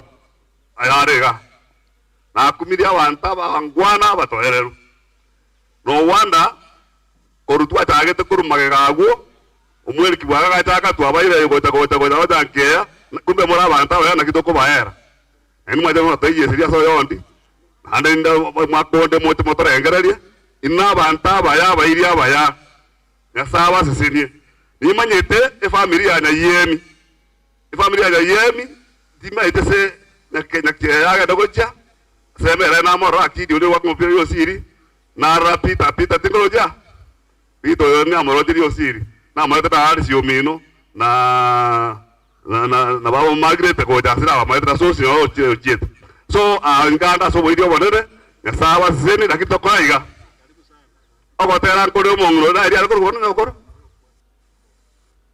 nyomenda no mwakori na yemi arengo mubani no madara mubani orenge na njira bana baya batukuru baya baterire baganda iri nchiri ya nyasaye buna ya yemi atagita batukuru baya na baba kristana no mu Elizabeth no wale kanisa ogenda rera igo odara nkole baba duwero bagatere baba tunde totera ngo twezi yeso ojire na ende yeso kweta ojire goyaba abaire igor ojire oja kwaye ngange kore onaji je goto enze ya igorone tora ikaraze bota tito gosaria na ende yeso totoriye basi biamono ekonare gocha omogeni naro ntoma morwere ngori yaye igantebia akoro kwa menya ebunda nanje taba mbare mabakare ngumbu noyo nabaiga nanje taba antu mochoyo nande nabarenga 2027 mojo mumosire njeragete nando bare sala murabaria ngorona barigereria nande taskaito kubeka wado sire ngote kuwa ando bintu twarenga wangosi babo dabigo babo yukerabu tolo tumetira ma kaide jetinyo masiranga kai Honorable Barongo.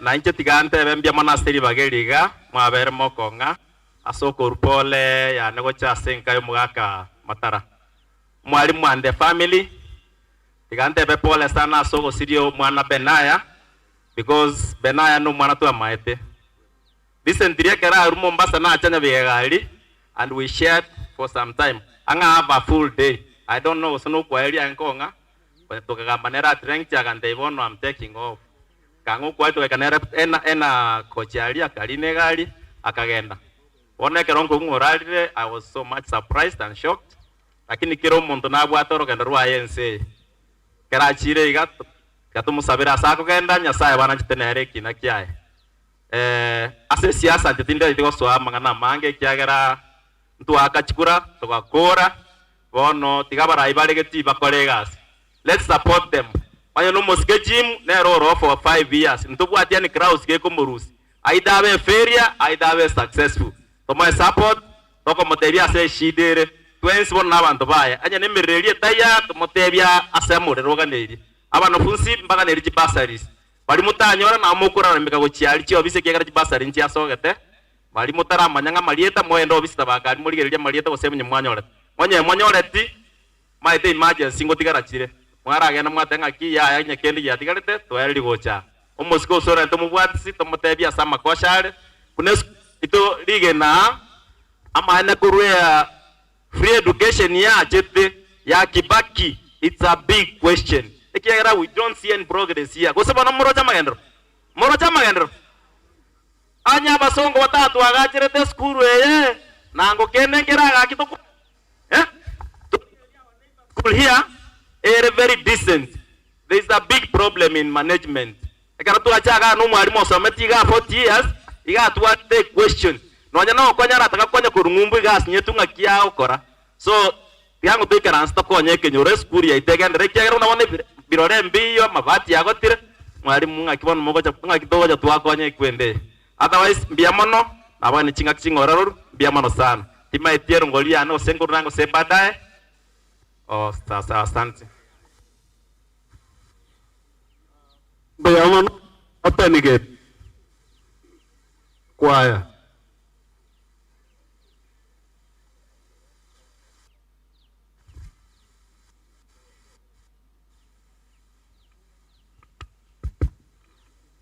oyo minto liliane mbiamana aselifu yao oyo minto amenya mbiamana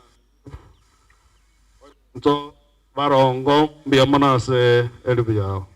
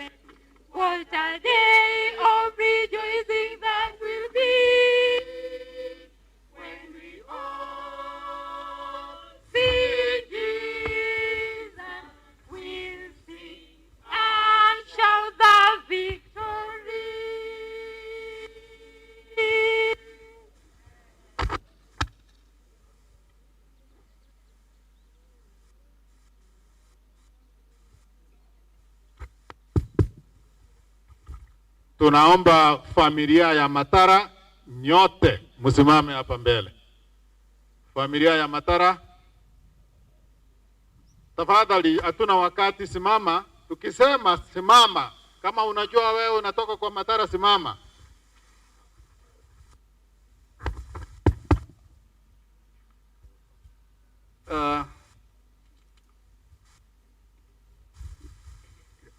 Yes, sir. Jongocha. Abajokoro bana wa mwaka Matara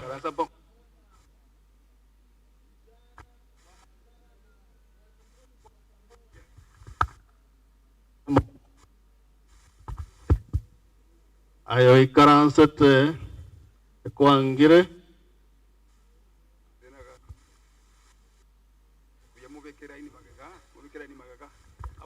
wangalie kamera. Okay, to igwane. Etegete mutenene ababatena nabatenega. Nyimukuri gujari ke mutena.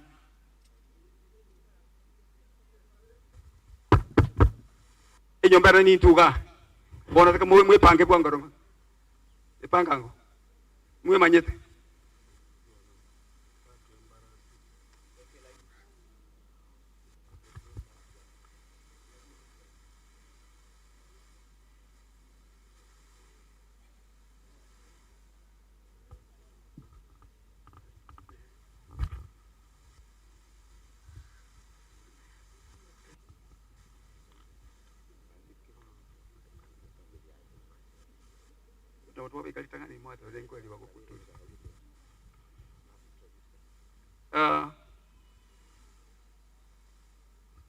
Ngai Julia Taiya ya Karare na kania chaba tene kwa niaba ya Julia George gabra mwabo George bonsi pibachega abaigubana moche mwesia pe babo yonde Robina na bande mochega abana ba Julia mocha mutande magase George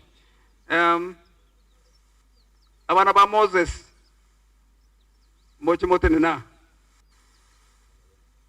abana beno kubatene na magaya tatu mwabo nanda nga yara cha tene kwa niaba njwango cha gato kwa niaba kirangu kwa nande abana ba Kefa batene se Kefa gago abana ba ogega kango tena ka gwango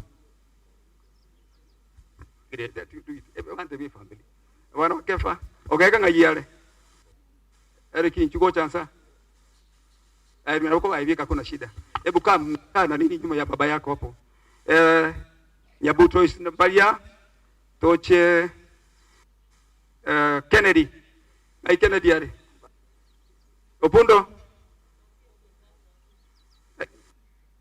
pana de bonsi na ndakora these are boys nchuwangango Kennedy noara tenaga Timatsi bagenda na Benaya ona chaka baiseke beni ngaitu Sofia Joyce Sofia Florence about Joyce naye mone so Florence Sofia bera iga abana boss Moberaro where your mother is you stay there you line up there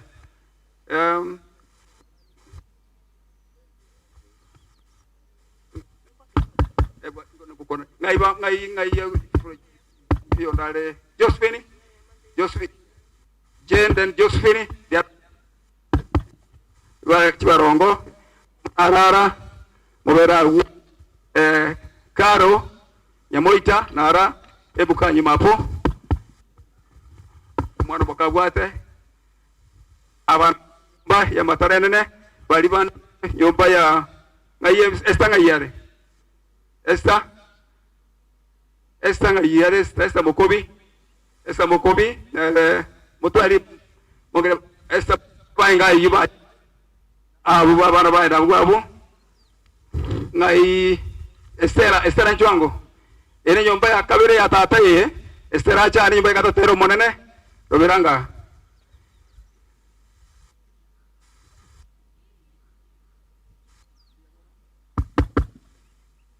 asante ordinaro sibia pati ya oye kuwati sore ande mbayo babura mito mbayo ibarochi mbayo uyoneleni yo mwango mokoti rogoro bono chinga kie chiga ninde miaka ninde takego naro kombwati ya naro komwali baga I make introduction very fast the way you can do it. Thank you.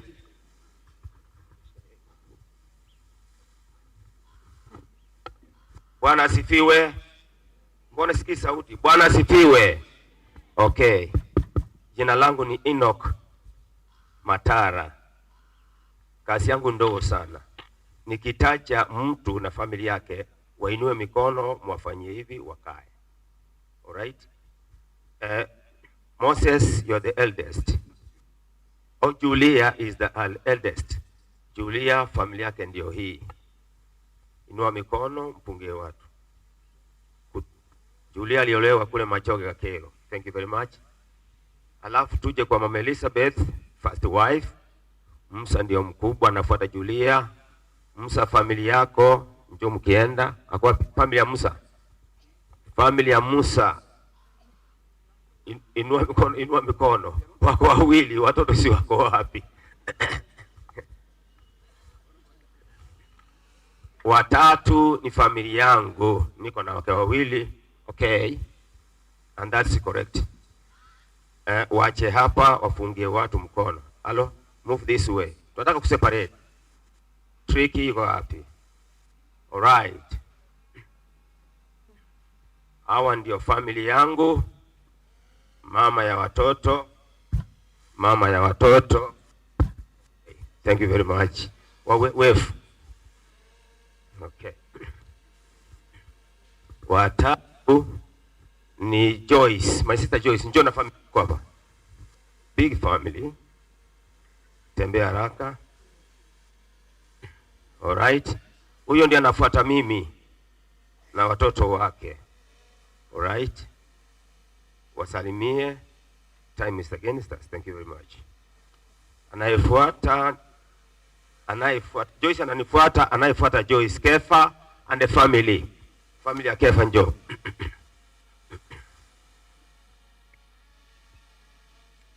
Ndio family ya Kefa ni kubwa lakini hawakuja wote. They're staying far away. Wave the community. Yes. Florence. Oh. Hello.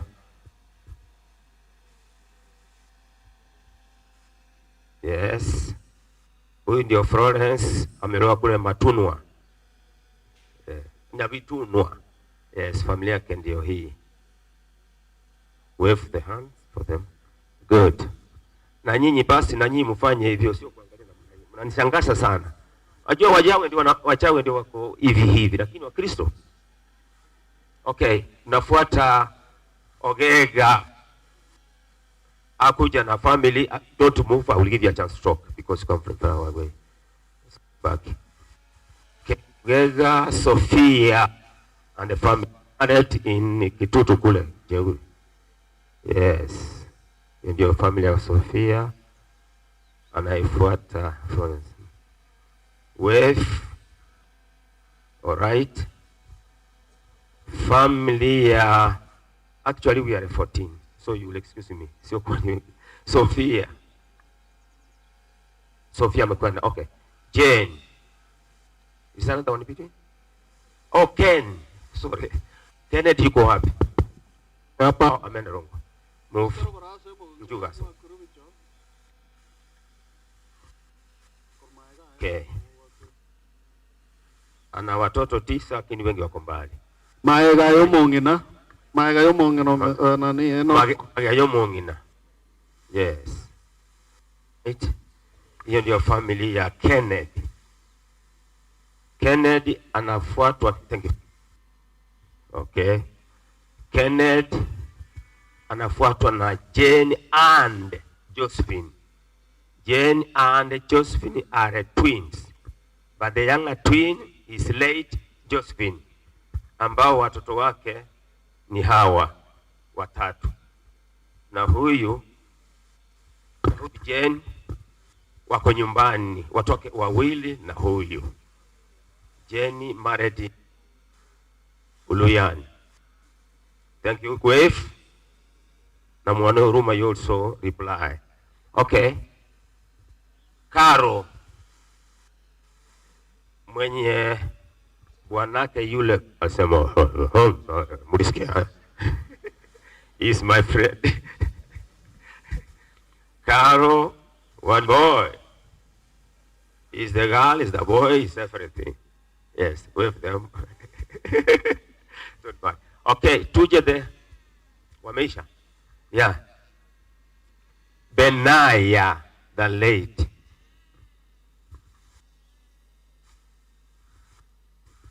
Ndio hawa family yake.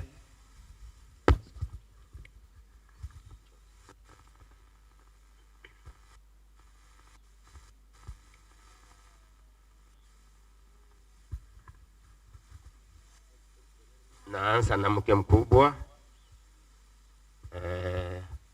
Mwanaidi Saidi kutoka Kwale Digo Golin.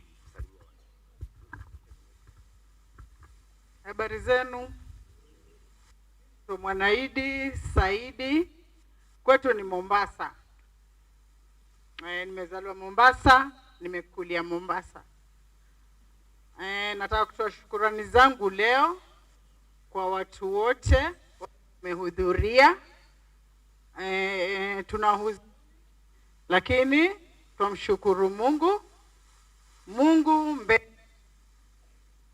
nataka kutoa shukrani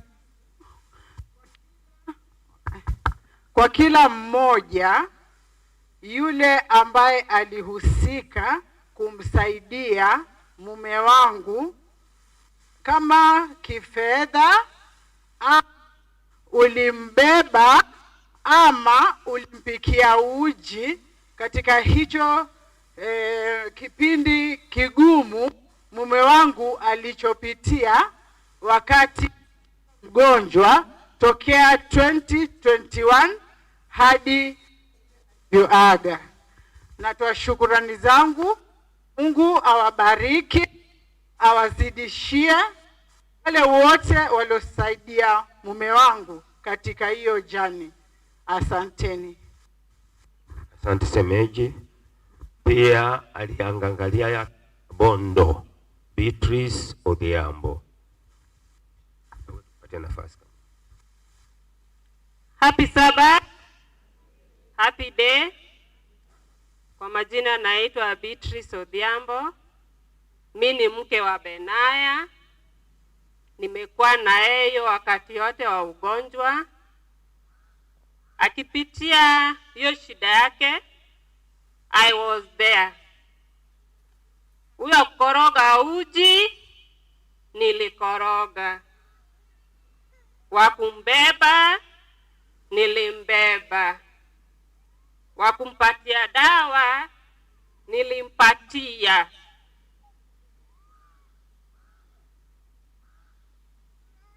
So nasema asanteni kwa waliofika hapa. Mmeonyesha ile upendo mlikuwa mnapenda Benaya. To the Matara family, asanteni. Mmesimama na Benaya, mmesimama na Nyavuto. Sina mengi la kusema. Najua alikuwa ananipenda.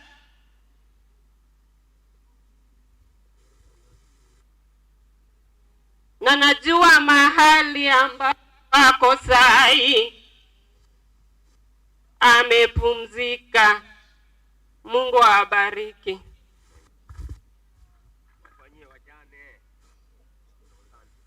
Sasa my father alikuwa na family. Ndio hawa.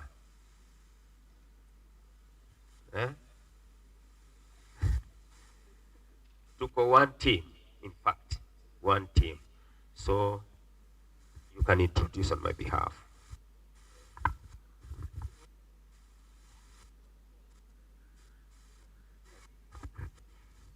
Huyu ni Esther na timu yake na mama yao. Introduce your first. Njesa malita nkurukwesta elinde mokovi. Abana mbwate tali avuka. Abana bane bali 7. Lakini bakali siku. Akana agachukurukane. Uyu ne number 4. Uyu ne last born.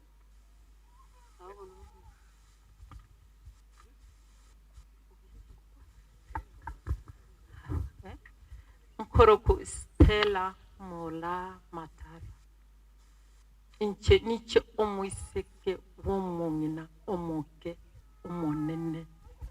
Nkona Nyasaye ngiyambia mwana sonsi. Iwambwate familia yangu kwa lakini ni nyingi ya lenge lakini hakiwezekana tufike hapa wote. Sasa nitamleta Sibia ambaye tulisumbuka naye sana Nairobi. She was taking me around. She's the one who was welcome to me. Alinisaidia sana. Sofia. Hamjamboni. Nami naitwa Sifia kwa Mboka. Mimi ndio second born kwa nyumba ndogo. Sisi ndio tumekuwa na Enoch Nairobi wakati wa Benaya akiwa huko wawili hivi. Saidi ya kuwa tulisaidiana, Mungu alikuwa kati yetu na alisaidia. Ndio. Thank you so much. Oh, these are my sisters. Kuna wengine wako hapa lakini wengine wako na shida kidogo, hawakuweza kufika. Lakini tukifika sisi tumeakilisha hiyo familia yote. Huyu anaitwa Helen Nyanduku.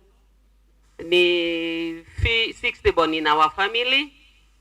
Then huyu anaitwa Mwango Dorin. Dorin ni 10th born in our family and the last born of that family. Thank you so much. We are 14. Okay. Sasa, before I conclude, namuita mama aja ongee kidogo, alafu tuendelee. Mama Elizabeth Kerubo Matara.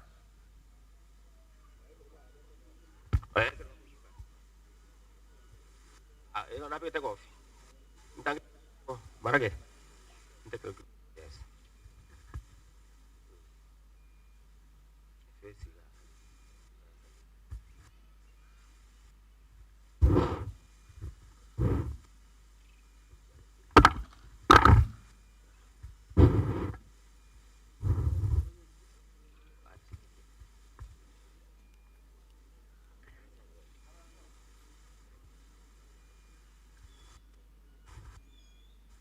Huyu ndio mama wa ile team mmeona hapa.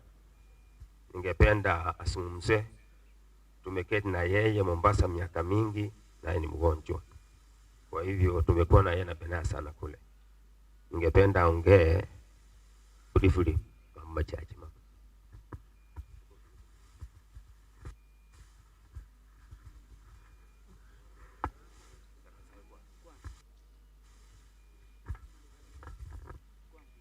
Bantu ba minto abagirango mwaje ko ngapora so mwana nsiregi oyo makogoti akiri mbuyamana naro abantu bakikira so mwana Benaya oyere runa ba umuntu manene wana ngateba ba minto kwanja ni ubwalino mwakija konderesya oike butambe bo Benaya n'umwana makana amanyorte oboiro uruwa bete utana ko barinde terke 30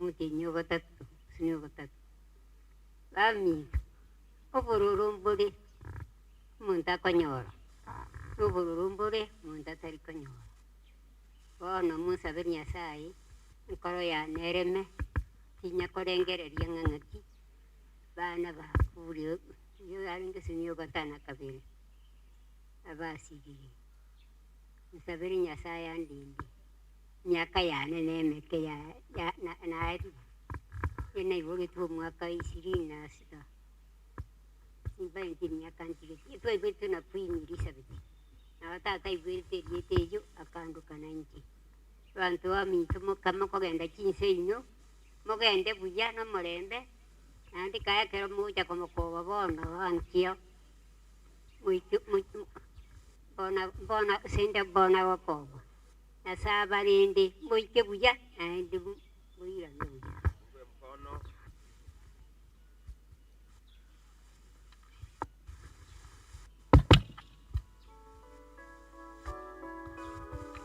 na mga bati hiyo nilikuwa sitafanya baadaye. Sasa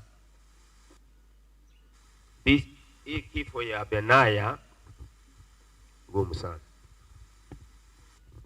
Ilipofanyika I talked with him saa 4, halafu saa 4:30 akaaga.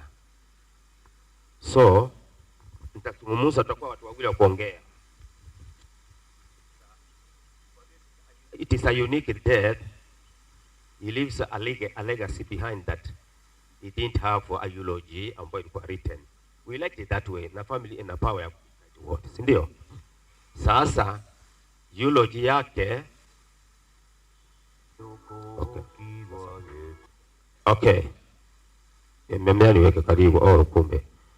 But ya eulogy ya Benaya El-Al Matara Nyayemi. All Benaya El-Al Nyayemi Matara. Hao ndio majina yake. Alright.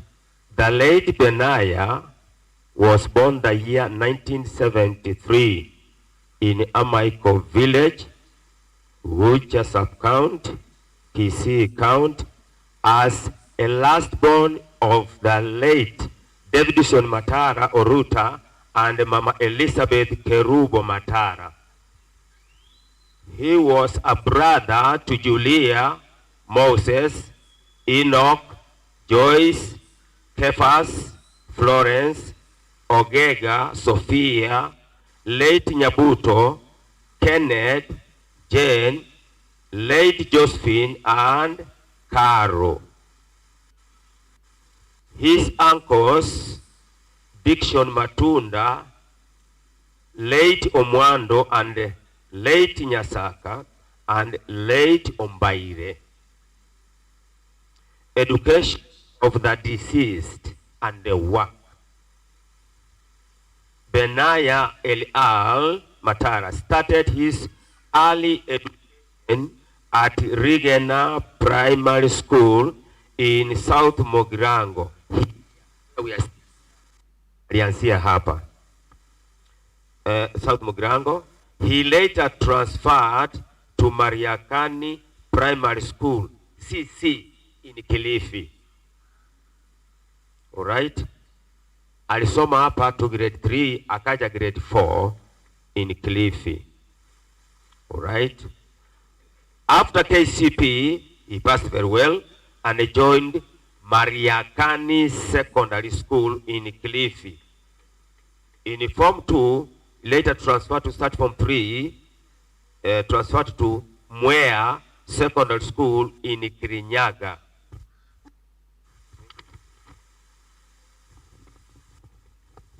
Did his KCE there.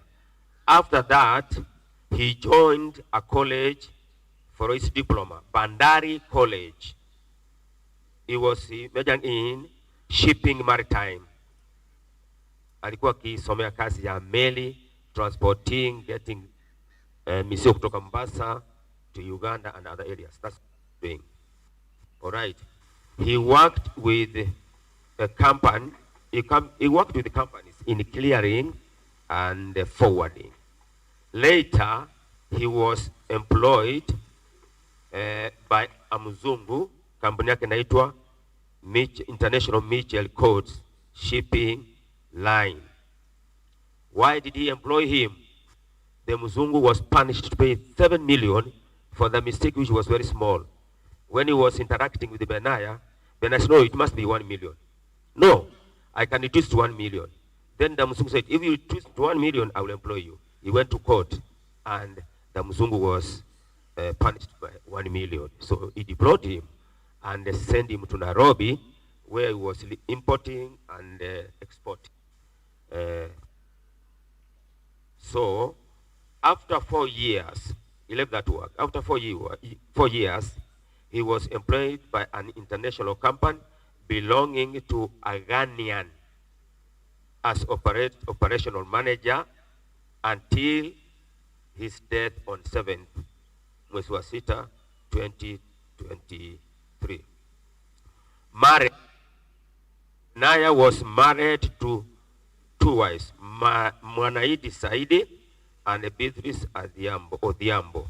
Each wife had 1 child, but Mwanaidi has a girl and Beatrice has a boy. Girl met her, boy Nyabuto. Sickness. His sickness was unknown, not what was health. What you have seen there. So, yes, was when he was staying in Mariakani town, where his brother Enoch stays. He had been complaining of blood clotting on the right leg here, on the right leg, right?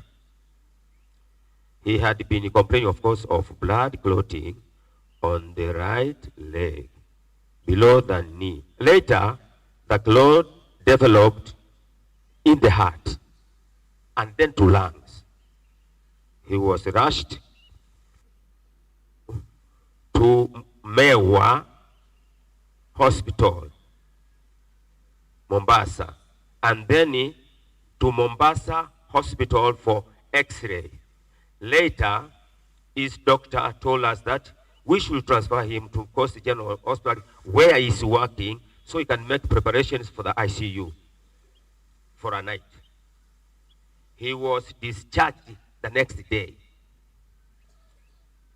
After a while, he returned to Nairobi, but continued suffering from the same disease. The family tried very much. We took all that it could cost, but now we were unable. On the 7th of June 2023, as he was going home, that is where now I want to call his friend. They were staying in the same room, working in different.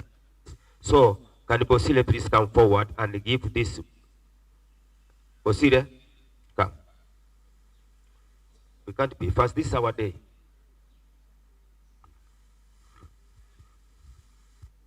When this one finishes speaking, it's done.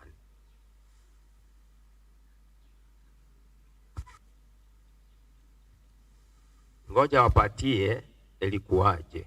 Tuliongea naye siku hiyo. Sasa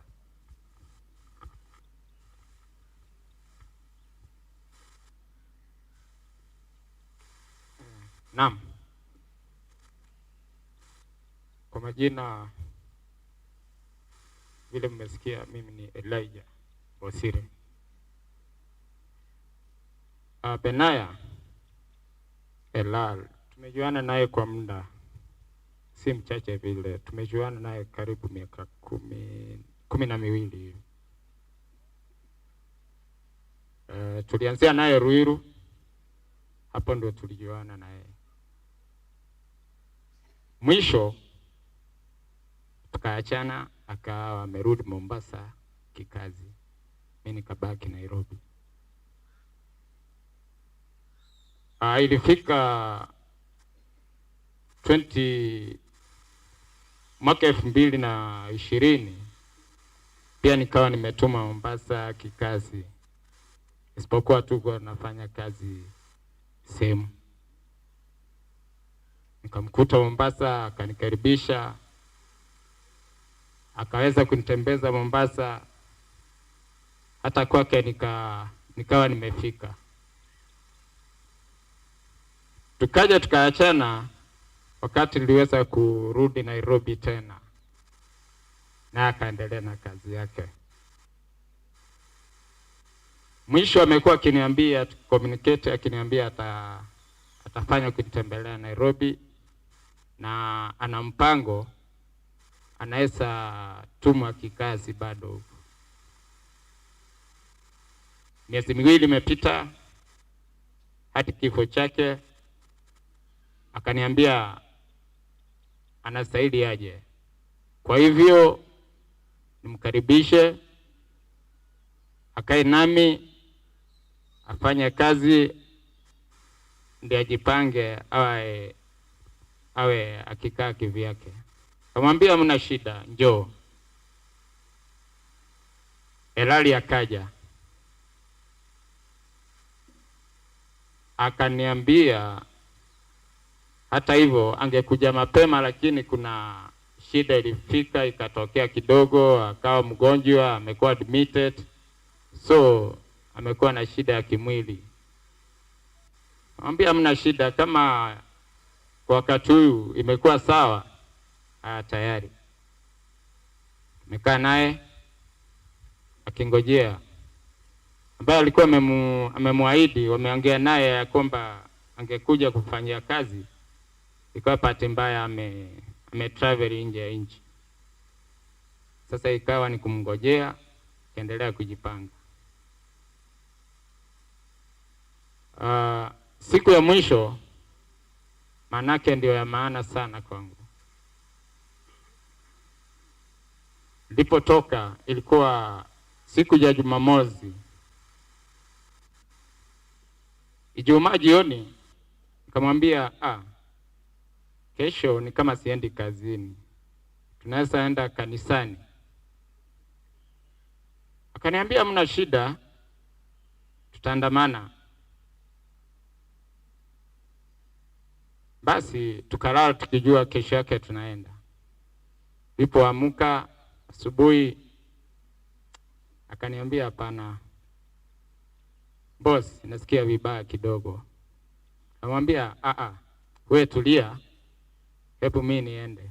Nikiondoka nikienda kanisani akaniambia haya tayari uende, hata mimi uniombee.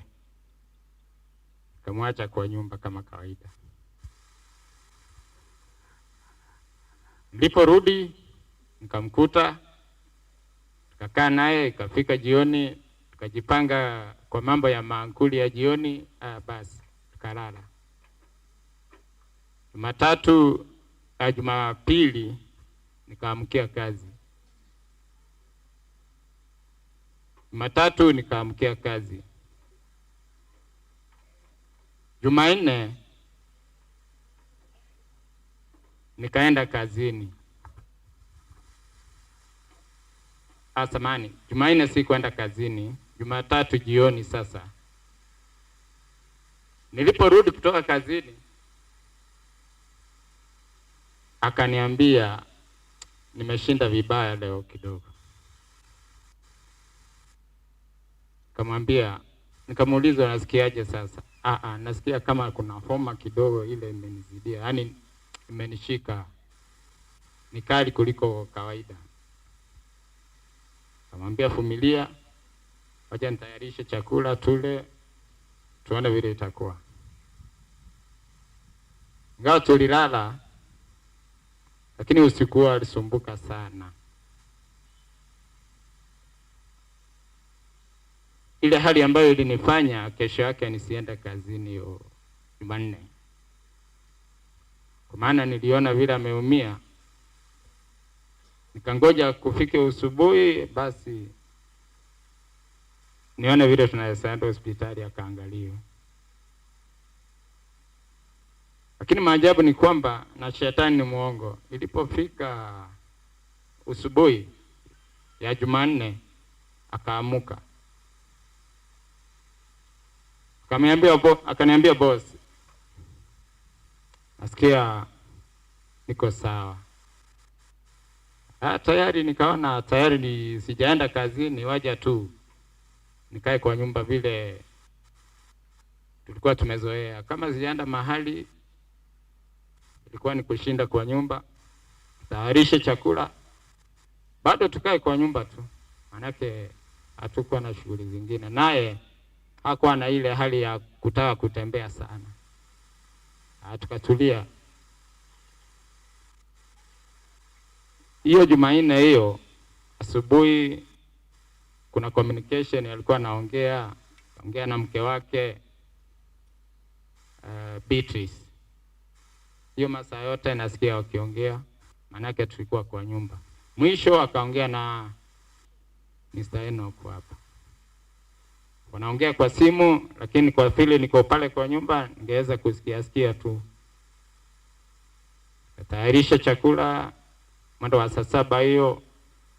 Haya, ilipofika mwendo wa saa 9 nikamwambia kuna mahali na stahili nikimbie ndio niweze kurudi. Akaniambia haina shida kaka, wewe fanya hivi, wewe ondoka. Lakini nilipoenda kwa bafu kuoga kurudi, nikampata ameamuka, ndio yeye anavaa viatu. Akaniambia nakusindikisha. Hata ingawa sitakufikisha kule ambapo naenda, lakini nitakufikisha mahali. Akamwambia haya tayari twende. Tukaondoka, akanisindikisha, akanifikisha mahali. Akaniambia, nikamwambia sasa wewe kwa hali yako wewe rudi. Akaniambia waje niingie kwa cyber, wewe enda maliza mambo yako alafu urudi. Akanipigia simu. Nikaenda. Kafika saa 1 tukaongea naye. Kamuuliza umemaliza mambo ya cyber? Akaniambia bado, lakini wewe ukifika tayari uniambie. Kafika mwendo wa saa 2:30 saa 3 nikarudi. Kampigia simu akaniambia wewe njoo nipate hapa mahali wewe unanipata. Kuna mahali huwa tunaenda kuangalia mpira karibu na kwa nyumba. Nikampata hapo. Na hapo kuna free wifi, anatumia simu. Akaendelea tu kuangalia mambo zake kwa simu. Basi kafika masaa nikamwambia wacha tuondoke basi. Mwendo wa saa 4 hivi. Kanunua chakula tukaondoka. Sasa ile hali ya kuteremka tu tukienda kwa nyumba, basi hapo ndio shida ilishuka. Natembea naye ako kwa mkono wangu wa kushoto, tukitembea moja kwa moja tukiongea. Alianguka nikiwa naye. Kajaribu kumwokota, kumsimamisha, nikaona amelegea.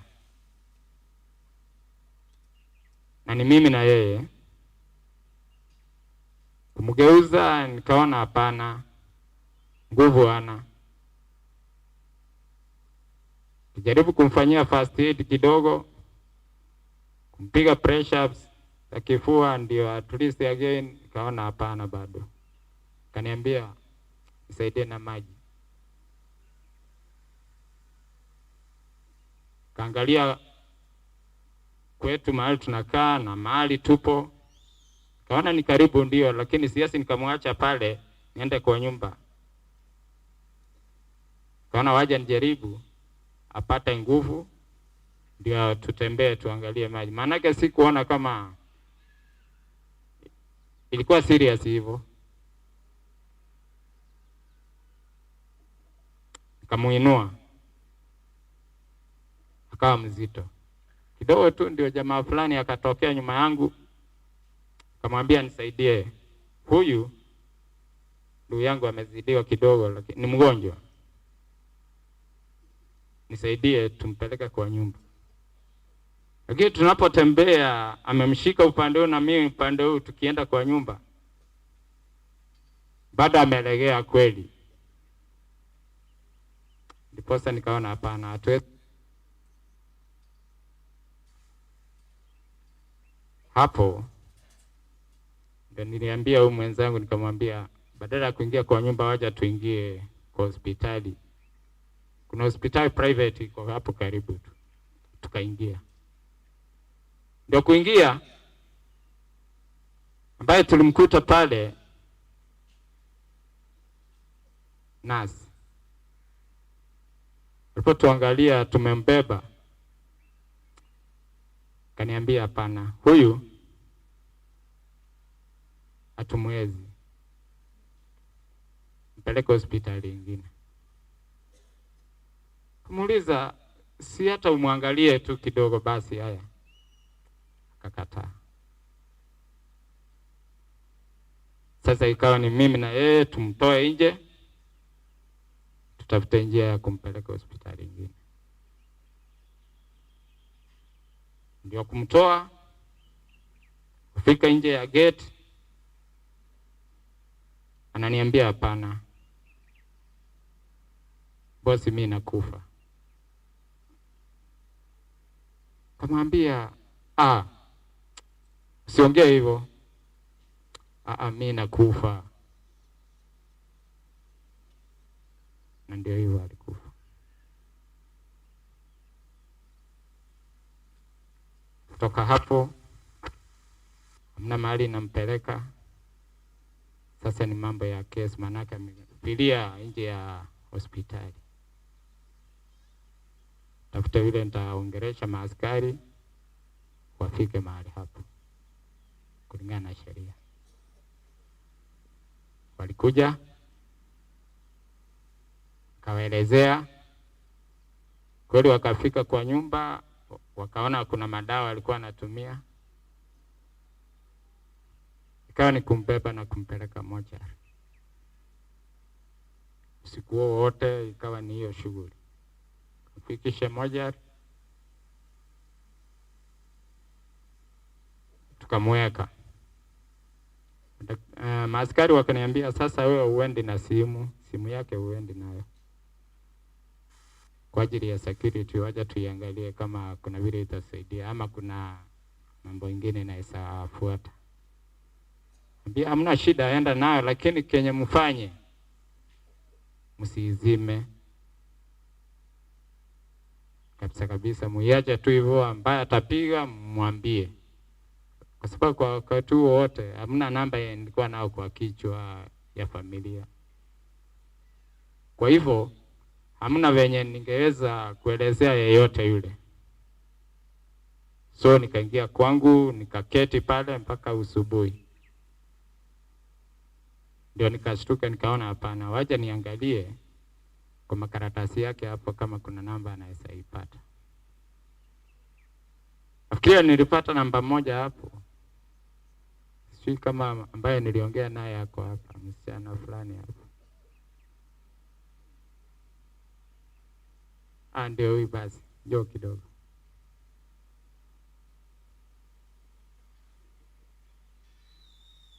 Alifanya kwa haraka sana, na fikiria ilinisaidia sana.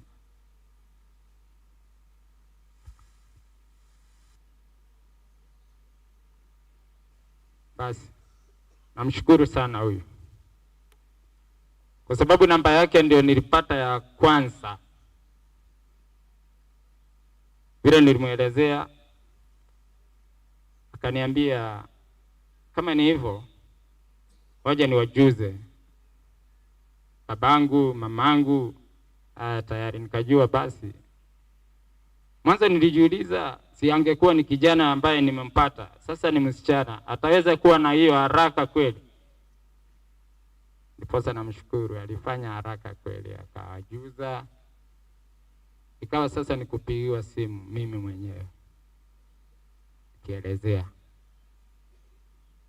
Hivyo ndio nilipatana na brother Enoch. Kwa maana wakiongea nilikuanga nikisikia akimuelezea wakiongea. Walikuwa wanaongea sana. Na kuna ambaye nilikuwa nasikia wakiongea sana naye. Caroline. Ako wapi? Mmoja wao ambaye nilikuwa nasikia wakiongea naye. Basi nilipo connectiwa na Enoch, pole. Nilipo connectiwa na Enoch na Caroline, basi ikawa sasa roho yangu imetulia kidogo, ingawa lazima kuna yale ningeshughulikia. Nilikuwa natakikana polisi niangalie hiyo simu, nione kama kuna information wamepata mbaya kumhusu Elal.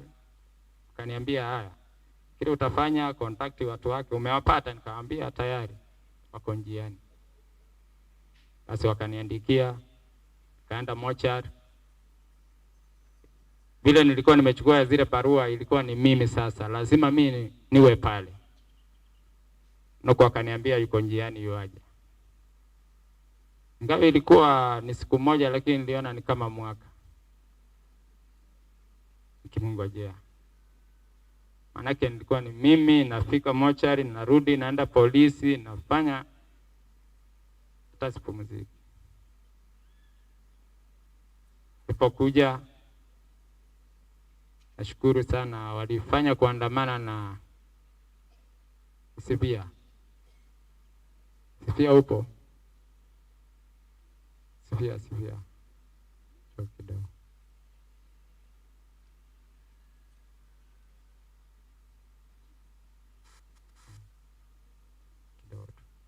Huyu ndio niliweza kumpata pale kwa mochari wakiwa na bwana yake. Asante. Tusaidiana sana kwa yale ambayo nilikuwa nimepakisha, kwa sababu waliambiwa hata wenyewe hawezi kubaliwa kuangalia mwili kama sipo. Anipigia simu, njoo. Nikarudi. Tukafika pale mwendo wa 2:00, nikaanda over kwake, lakini wakasema the following day ndio wangeweza kuwaonesha mwili. Basi niweza kuchukua majukumu sasa, na mimi roho yangu ikatulia, ingawa haikutulia vile mpaka saa hii, lakini niliweza kutulia. Hiyo ndio ilikuwa hivyo. Kwa hivyo Mr. Enoch, asante kwa kazi umefanya, na ile haraka ulikuwa na nakuombea Mungu uendelee na mbele. Asante. So Sivia hangeweza kumuona. Kuna sister moja anaitwa Ruth alikatazwa. Ruth, nataka kuona mwili. Sivia, until I traveled from Mariakani to Nairobi, first point tukimbia hospitali. Mama Lucy Kibaki Hospital. Then this Bosire handed over and I took over. Kwa sababu polisi walikuwa ndaka postmortem. But when they realized that the family knows what we were suffering from, wakawacha. So historia imeishia hii hapo, na may the God Lord rest your soul in eternal peace. So Pastor, now you can pick from what we have talked here. Thank you very much.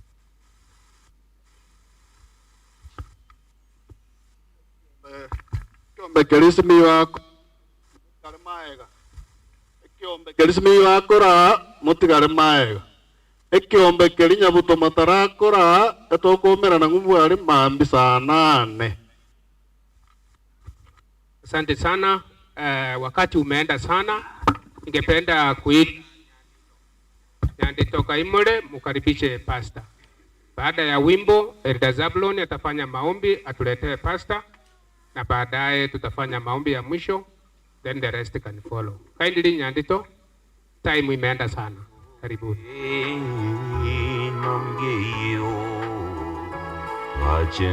Bachenge go chamari gata koao. Okay, hallelujah, mambieyo. Okay, hallelujah, okay, amen. Okay, se mambieyo kokiwa. Yamakwia rabuwen. Okay, hallelujah, mambieyo.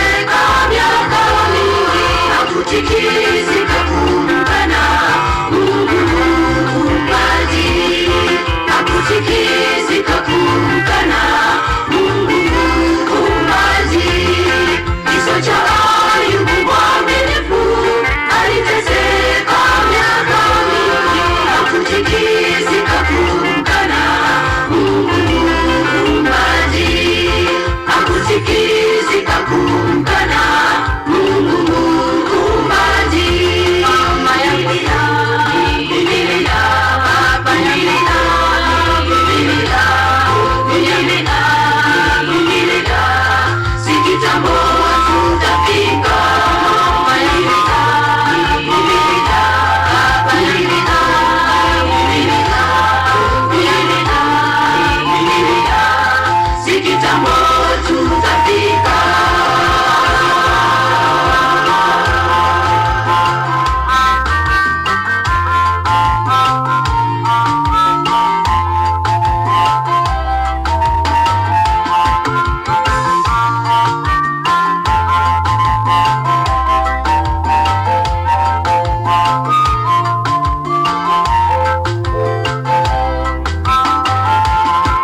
Unapokumbwa na machafuko, matatizo ya kila aina, usimwache Yesu maishani, atakupigania. Usimwache Yesu maishani, atakupigania. Unapokumbwa na machafuko, matatizo ya kila aina, usimwache Yesu maishani, atakupigania. Usimwache Yesu maishani, atakupigania. Biblia, Biblia, Biblia, Biblia, Biblia, Biblia, si kitambo tutafika. Biblia, Biblia, Biblia, Biblia, Biblia, Biblia, si kitambo tutafika. Biblia, Biblia, Biblia, Biblia, Biblia, Biblia, si kitambo tutafika. Biblia, Biblia, Biblia, Biblia, Biblia, Biblia, si kitambo tutafika.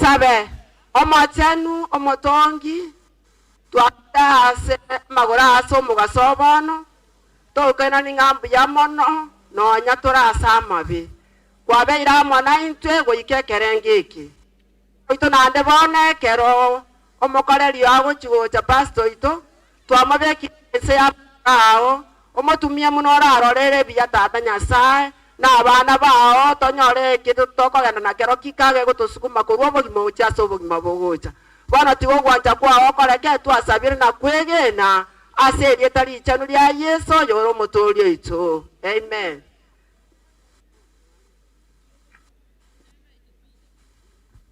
Basi wakati uliopo sasa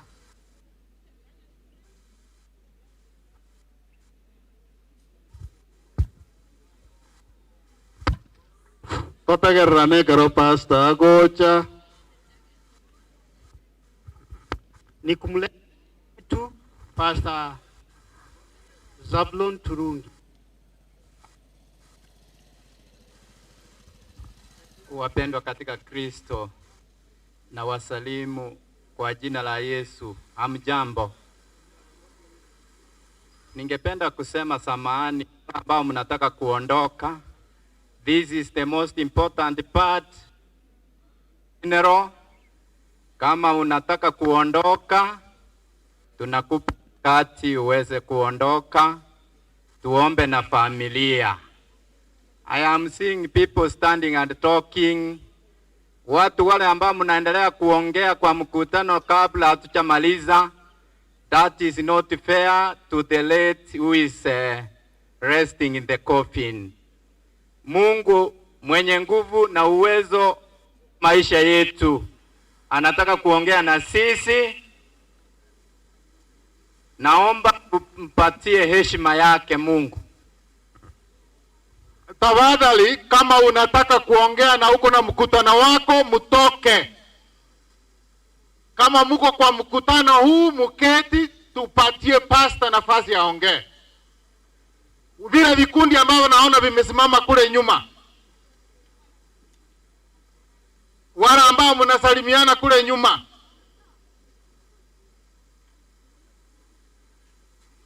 some of you, we gave you time, you sang, you spoke, Now you don't want to listen.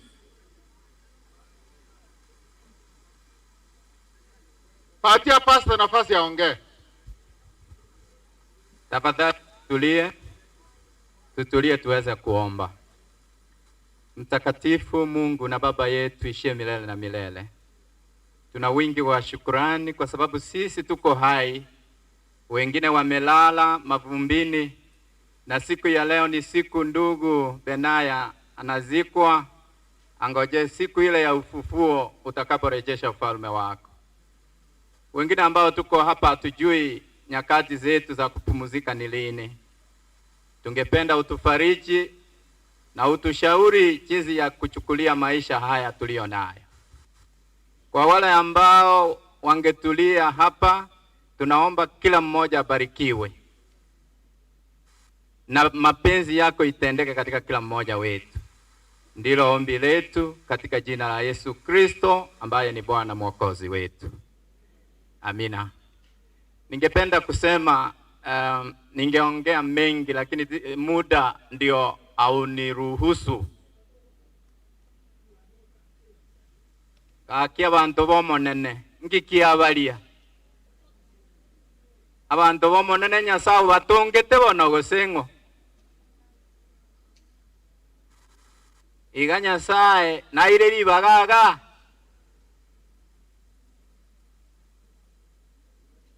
What are you doing behind there? Wale ambao mnaongea, tafadhali hiyo inakuwa vibaya. Hiyo inakuwa vibaya kwa sababu Mungu anaweza kukupiga kiboko na uwezi ukajua. God can strike you because sio mwanadamu na unakuwa kaidi kwake, ni Mungu wa mbinguni, the creator of the universe. Wale ambao tunatulia tuendelee tu. Tuendelee. Mada ambayo nitaleta kwenu au ubiri fupi linatoka katika kitabu cha Genesis chapter 50, 24, 25 and 26. Hapo ndio nitasoma, alafu niweze kuomba kwa ajili ya familia. Abandi na anyiwa. Mimi nimekuja kufariji hii familia. Huenda wewe ulikuja kuchukua taarifa vile vitu vinaendelea, lakini ujue ya kwamba kuna wengine wamekuja kuomboleza na familia na kuwapa tumaini. Tunataka tusome katika kitabu hicho cha Genesis chapter 50 verse 24, 25 and 26, na inazungumzia kuhusu Yosef, maisha yake ya mwisho vile aliweza kuhubiri kabla chafa. Tutajifunza mambo mawili matatu kutoka kwa kifo cha Joseph, ambaye alikuwa mpendo wa Mungu, ambaye alikuwa na muhenzi Mungu katika maisha.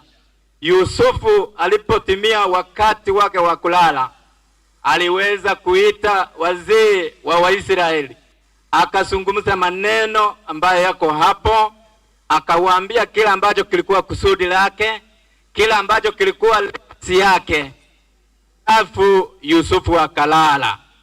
Katika maneno yale ambayo aliyataja ndio nataka tusome, nitoe mambo matatu manne tuweze kuombea familia. Hebu nani amepata Genesis chapter 50 verse 24, 25? Nimeona mama amesimama hapo. Yusufu akawaambia ndugu zake, niko karibu kufa, lakini Mungu atawapatia njia ya kuondoa katika nchi hii, awachukue katika nchi ile ya ahadi.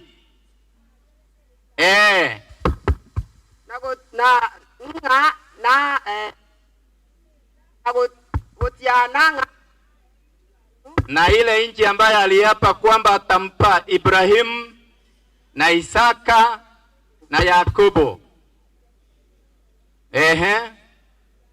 Wana wa Israeli. Yusufu akawaapisha wana wa Israeli, akasema, sasa abakonye wakati Mungu atawaonekania na kuwasaidia, ile ama ugane lazima mpeleke mfupa yangu, mugende naro, muende nayo. Elio Yusufu agakwa, hapo Yusufu akafa, gakolire miaka ligane elimo na ikomi, akafa akiwa na miaka 110. Wakamwaka maliogo, wakampaka mafuta tabaise kogunda ili asije kaoza. Wakamweka ase sanduku ime aja Misri, wakamuweka kwenye jeneza kule Misri. Wapendwa, nataka niwaambie sermon ambayo mtumishi wa Mungu Musa alihubiri, ambayo ustahili kui hata kidogo.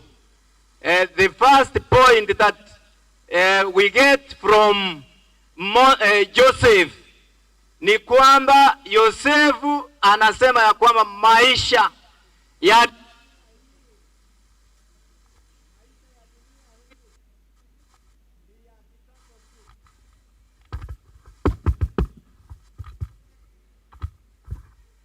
jambo la kwanza ambalo tunapata kutoka kwa Yusufu ni kwamba maisha duniani ni ya kitambo.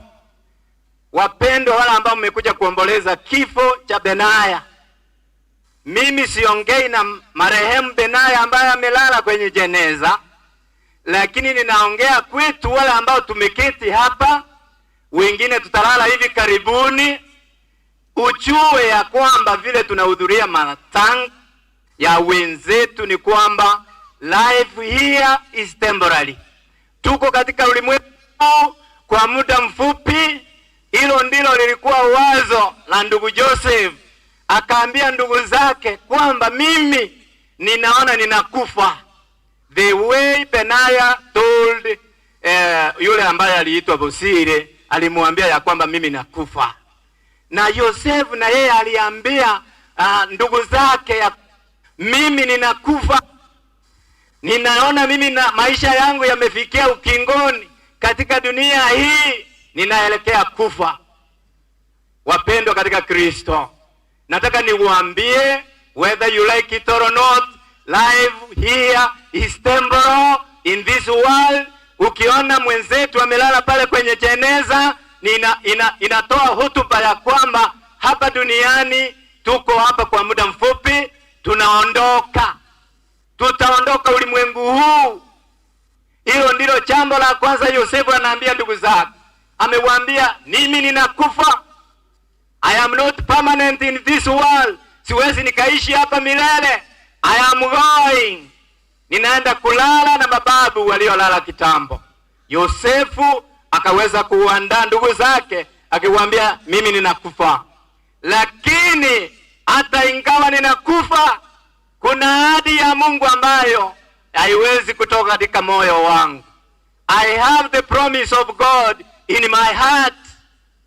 Mungu alikuwa ameahidi Waisraeli walipokuwa kwenye utumwa ya kwamba watatumikia nchi ile ya Misri, lakini baadaye Mungu angewatoa pale. God has given us wonderful promises, wapendo. God has given us wonderful promises. Hata ingawa Madam Beatrice na yule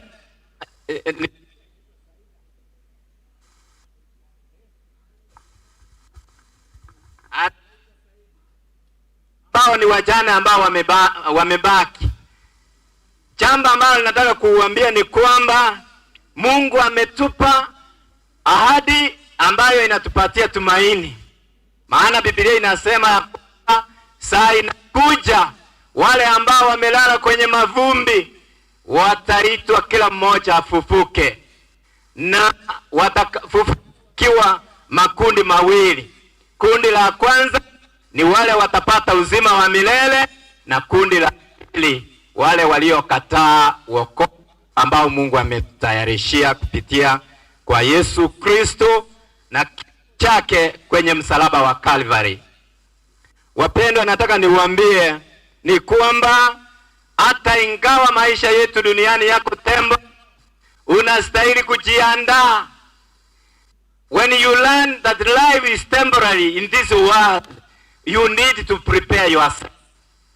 Wewe umejiandaaje katika maisha haya ambayo ni mafupi? Where have you put your investments in this world? Umeweka wapi? Abantu abange togokora ebintu ebinene, twagache chinyomba chinene, twabeke ebintu byaite enseye, lakini taite mbatebi abanchwa na tokora magana manene enseye, onyo obugima bwaito mboragacho ime ya Yesu Kristo, yote ni bure. Ogosemeri woka tobwate ne ira ya Nyasaye nga bwango na chiche achenche a situation yeye yebirero asense. Unatoka endete kolera abaminto, toka endete ni abaminto, egente kene no wenede kwegera. Life is temporary. Get prepared. Jiandae kwa sababu siku yako nawe inakuja, na mimi nijiandae kwa sababu maisha hapa ni ya muda kitambo tu. Hata wimbo unasema ya kwamba ubugimubu ya no bwenge. Life is sweet, life is short. Life is sweet but short. Maisha ni mafupi. Benaya amelala akiwa katika umri yule ambao familia yake inamhitaji. Wewe ni kwa sababu ni mzuri ndio maana haujalala, au mimi ni kwa sababu sisi ni watu wema kuliko wale ambao wamelala. Hata sisi wakati wetu utafika, tutalala kwenye mafumbi. Je, itakuwa tumejiandaa? Have we surrendered our life? Imisha kwake yule ambaye alikufa kwa ajili yetu, tumejisalimisha kwake, kwa sababu hakuna mahali salama ila tu kwa Yesu yule ambaye alitufia msalabani. That is the hope we have. Ukristo una maana kwa sababu Yesu alikufa, na tena vile vile kaburi lake liko wazi. Hayuko kwenye kaburi, amefufuka akaenda mbinguni. We have a great hope than the grave. Je, utakapomaliza safari yako vile Benaya amemaliza, yeye amemaliza njia vile alimaliza. Mungu anajua vile walio. Mungu anajua mahali amemuweka ndugu yetu Benaya, lakini wewe na mimi safari ingalipo. When we shall rest, tutalalaje katika maisha haya ambayo ni mafupi sana? Yesu anaahidi uzima wa milele kwa wale tu wanaomwamini. Jambo la mwisho ambalo Yusufu anaambia ndugu zake kule Misri, anawaambia ya kwamba muwe na subira. Be patient. Muwe na subira. Ninamjua Mungu, ahadi zake zinaweza timia. Hata ingawa inaonekana Mungu amekawia, Mungu hajakawia. I know for sure the promise of God will come to pass. Ndio maana nawaambia ya kwamba nyinyi, ninajua Mungu atakapowaonekania, siku ile Mungu atawaonekania, siku ahadi ya Mungu itatimia katika maisha yenu wa Israeli wala ambao mko hai. Mimi ninatumaini kwamba mifupa yangu isizikwe katika nchi ya Misri. Mifupa yangu ibebwe kuelekea katika nchi ile ya ahadi. Kwa sababu mimi sio Misri. I am not Egypt bound. I am Canaan bound. Munichukue mifupa yangu katika nchi ile ya ahadi. Muzike mwili wangu pale. Maana ninatumaini kubwa. I am not an Egyptian. Mimi niko na tumaini kubwa, mpebe mifupa yangu. Na Waisraeli walitii ile agizo ambalo mtumishi wa Mungu aliwapa Musa, Joseph. Walitii, wakapaka mwili wake mafuta. Yosefu alipokuwa amekufa, wakaweka mwili wake kwenye jeneza, ili wakati watahama kutoka katika nchi hile wabebe mifupa ya Yosefu. Na ilitimia vile Yosefu alitoa ile legacy yake. Wapendwa, hata ingawa dunia hii ina machungu mengi, nataka kuongea kwa familia ya Matara, familia ya Benaya. Dunia hii ina machungu mengi, na hakuna uchungu kama kupoteza mpendwa katika familia kwa njia ya kifo. Hakuna jambo lilo zito kama hilo. Tunaambiwa let us be patient, tuvumilie. It is only for a short while. Let us be patient. Tuvumilie tabu na shida za dunia hii, kwa sababu Mungu ameahidi. Yohana alipokuwa katika kisiwani Patimo,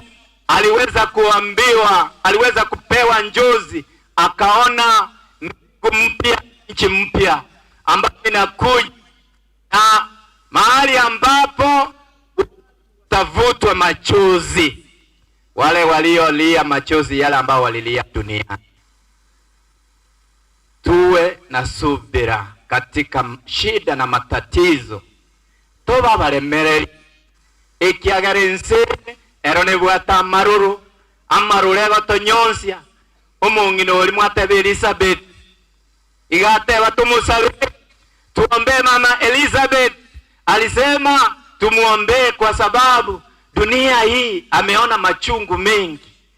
I believe huyu siye mtoto wake wa kwanza kulala, ameona machungu mengi, lakini tumuombe Mama Elizabeth, umungine Elizabeth olemererie amo n'abana bawo balemererie amo n'aba barukwa baburaka itiko lyalero balemererie amo n'abana bali batigirwe wavumilie. It is only for a short while. Jesus is coming again. Atatuondoa katika nchi hii, mahali ambapo tumelia, mahali ambapo tumeomboleza, tuende katika nchi ile ambayo hakuna kifo wala machozi wala maombolezo. Ayenobo yomo wabali bago chutinyi wa maliga.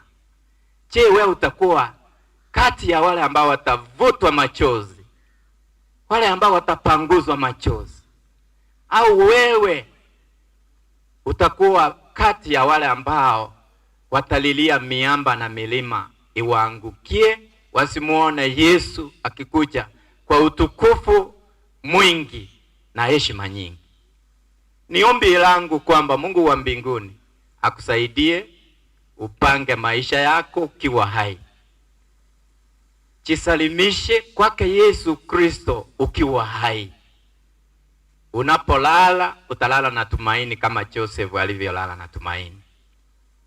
Joseph is one of those we will meet in the resurrection morning, waliolala na wakafufuka, kwa sababu Mungu wetu ametuahidi mambo makubwa. Mungu awabariki katika jina la Yesu. Tora soro gendo kogenda igoro bomenyo bwabaya omogoko botambe Timori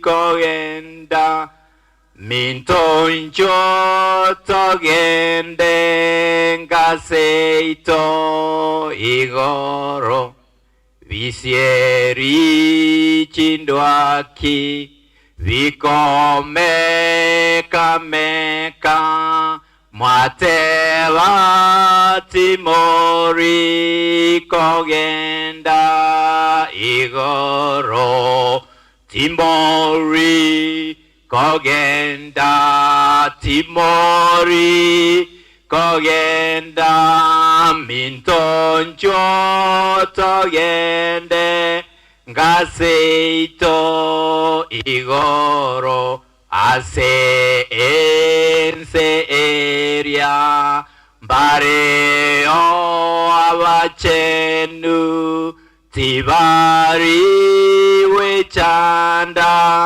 gosego chandeka Timori kogenda Timori kogenda minto yonjo togende ngaseito igoro. Mutongi tata Nyasaye twabakire erieta riao twagotogiri biya monase ng'encho gwakwanira mona into abatore moyo Benaya takoigwa kurandiko ndenseye goikari tukoriria Yesu Kristo orarankeria abana bao barairime chimbera baigwe yogiri yao ikiana naye kwa batongete baboke bari byombe bibere bari bakwegenete baboka asubugima butaere nabaria bangetogotoleka kwao nababuka sokonyore engeria yabo yogusira kwa kare na kare kiagera bachorire bo twari gusaba batwacha matangaya kero tukurwa twirinkari twemanyenga na intwe na torare ingaki toire gekurukwe ngaki yokwebekanga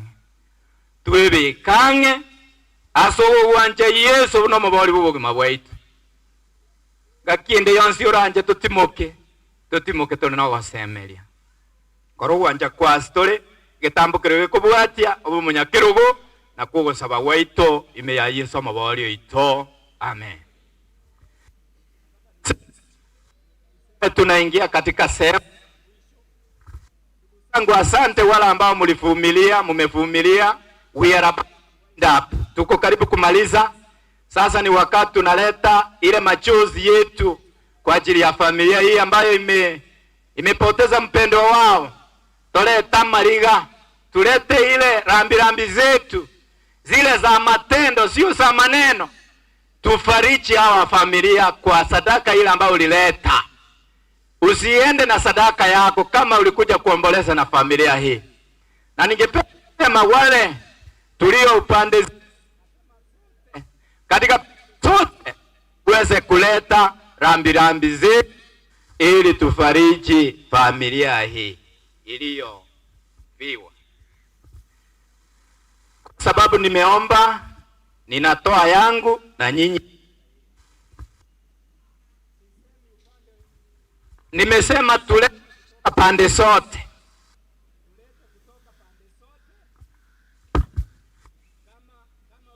Kitu chochote kila ambacho kinaacho kwa familia wakati wanaomboleza, wapate maji ya kunywa ili wapate nguvu waweze kurejelea maisha yao ya kawaida. Tolete runguri ili tuacha nero tutiga erinde tokore ugusaba kwa moelio ne family abalisi bane nabo nasinyuku baharigania ekeroko ewa okuandia ekera abantu basogete igugutantana iga abalisi bane bali muikaranseta ochiche tuweke family asokoboko kwa monene barandi bali baratoke bara. Kwa hivyo nataka tulete rambirambi zetu.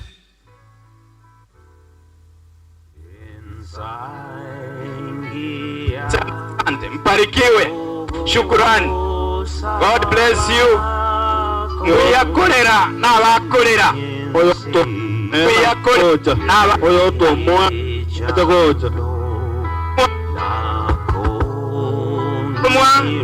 Bali batumwa n'abasiki baito ngo batoreribaga matebe buna babatuma, lakini lete runguri yao. Tunasema shukrani na Mungu awaongeze keriege kwaleta nenkore ndabu erinde bagore agasukari buna yakongire baranywera maji matukabere bairanirira ubugima bwabo bwabutambe bwo kwerigeria eyi nero okuhanerie family ya maya. We thank you Elder Julius na akoro limbiya mono ane biya mono asogote na ne family aseru ngori yimwarete ito abahiri bali biya mono abahiri baito biya mono asokora terungu kwa ajili ya family. Shukrani sana. Thank you. Nawaombea mema na bali mwaremererie bagatwakurire Yesu akwanire na inwe ebisi byo monene bibatunyane mwalimu wa Nyabantu mwasi kanya saa uli iguru. Tunasema shukurani, asante, asokole merelia onye program yaba buna yabe ntambi. Thank you, God bless you. Onye kuigwete ngore tole ayerera erinde tokoro gusaba kwa mwaelio asinge njuye familie oye tiga soko kwa Nyasaye ori okonyara ons abambiya mono mongina mbiya mono akorolire mbiya mono my sister. God bless mbiya mono asinge njabantu bomonene ndoje ngotira bare aende bago asembe ombuya ensa yogo yamono ensa ingia yogo sabanganye tensa nasabirelda Julius Ongesa ajichego chasabe asinge njogo siekirungoli oegeta yogo sabere family Julius Ongesa Mulisia njokoro gusaba erinde tosiekere ngudi orioko na kolenta nyakolenta ngora tosabere family togende koenia nyagosira ekiagarara neritukurienge yokwyaria ni asinge njoye sabatu dagetemo elikonderia sabe ngosaba tole tunaomba tatu Nyasaye mbia mono wakuna baminto baletira maligabo bakolera mone family ubaseni ndasi baragendo bamentere dinde bagendera gusira abande family yetu anyibekira soko kwa abarabo batinya mariga karabiribwe no manchobo kaba mona into ikatwakolere yakara twasabira sete so stoyo tolia ndetenenera abalisi bachega iga bonsi na barandi baliturega iga nina request familia yote isimame mbele tuweze kuwakabidhi mikononi mwa Mungu, tumalize tuende pale kwenye kaburi kumuzika mwenda zake kusudi mambo mengine yaendelee. Asante familia, kuja mbele tafadhali, njooni familia, njooni. Asante my sister kwa kufikiria kuleta. Ningeomba ndugu George, sasa unaweza goli hapo kiguchi familia wote familia ni nyete familia tuombe na nyinyi. We are waiting for the family.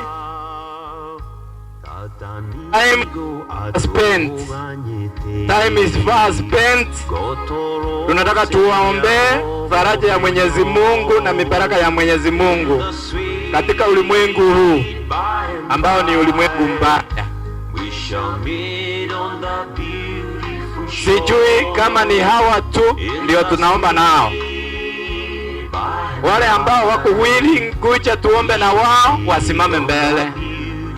Elders wawe hapa tuombe hii familia. Wale ambao mko hapa tunataka kuwakabidhi mikononi mwa Mwenyezi Mungu ambaye anaweza yote, anashinda yote. Jambo la mwisho, wakati wanaendelea kuja, tunaombea hii familia remain kuwa united kama Matara family. Wawe na upendo vile walivyo na upendo, wabebeane wote, maana inampendeza Mungu wakati watu wakiishi kwa upendo na umoja katika kutenda mambo yale ambayo ni mema. We want to pray for this family, maana hilo ndilo kusudi lilituleta hapa. Yule mama mkongwe sijui kama mmemleta hapa, maana aliomba tumuombee mama Elizabeth, sijamuona. Ni kama Oh, nilimuona kwenye tent, nilimuona meketi pale, na yeye ni yeye. Tunaombea Mungu amuongezee siku na afya nzuri, aweze kuwa msaada kwa watoto wake na wachukuu na vitukuu. Shukrani sana. Muweke kiti hapa mbele huyu mama Elizabeth. Wacha niwaambie wapendwa, mkiwa na mama kongwe, tunza huyu mama. Kama mtatunza huyu mama, mtapokea mibaraka ya Mwenyezi Mungu kutoka mbinguni. Don't overlook this woman. Huyu ni mama ambaye anaweza sababisha mibaraka au laana katika maisha yetu kama hatuwezi kumtunza. Hebu na tuombe. Tunataka tuombe kwa ajili, ninaomba kwa ajili ya hawa maelders wamesimama nyuma. Wote muniruhusu elders.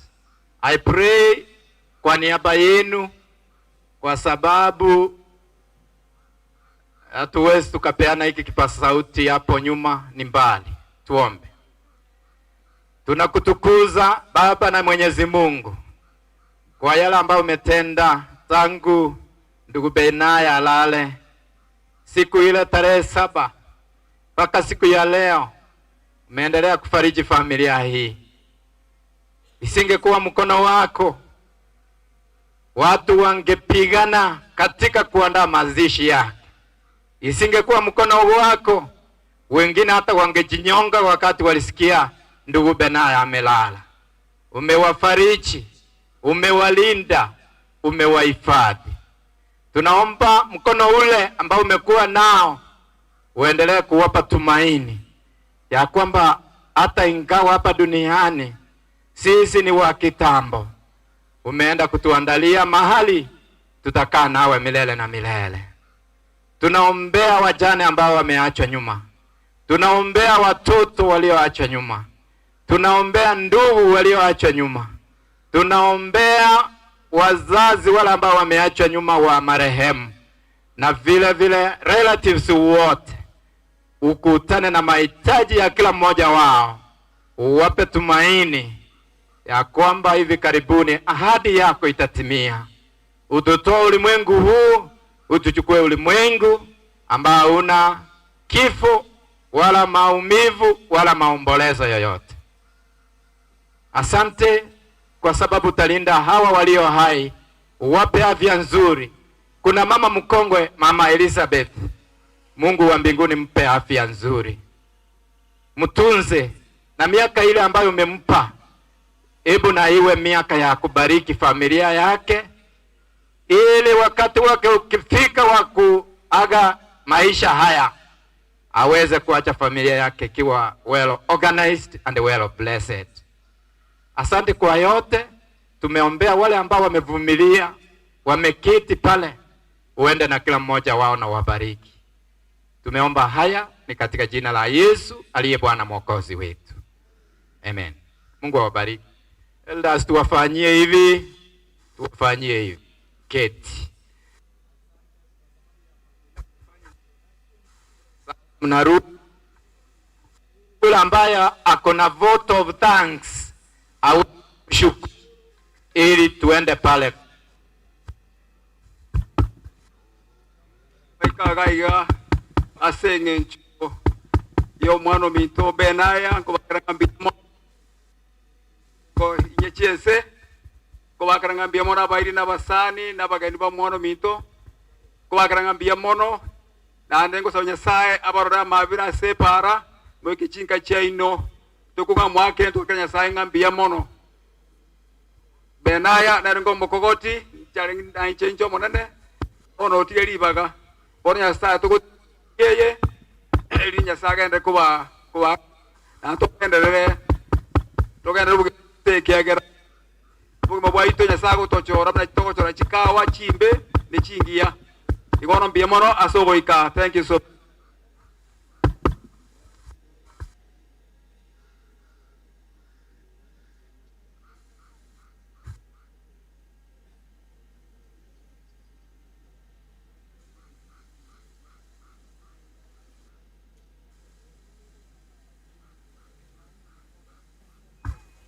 Hello?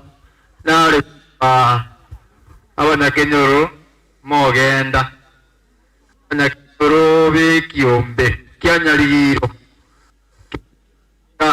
efamili ya oyo Mido Benaya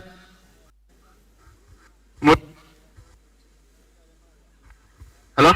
Mutigane maega tukwane mangana abiri Osa tumena no emeli ya matalia angena obi tukwane abiri oka jamano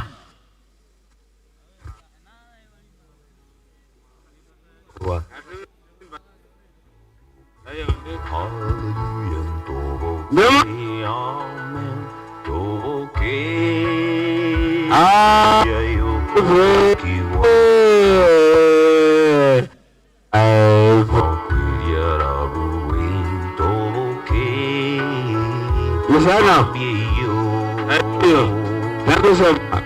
You coming tomorrow is sending you for you. Your phone will still be on. Thank you so much. In the rays of morning, we shall meet him in the air. We shall rise, and be carried up to glory, to our home so bright and fair. We shall rise, hallelujah, we shall rise. We shall rise, hallelujah, we shall rise, amen. We shall rise in the resurrection morning. When the dead prison bars are broken, we shall rise, hallelujah, we shall rise. We shall rise, hallelujah, we shall rise, amen. We shall rise in the resurrection morn. When the dead prison bars are broken, we shall rise, hallelujah, we shall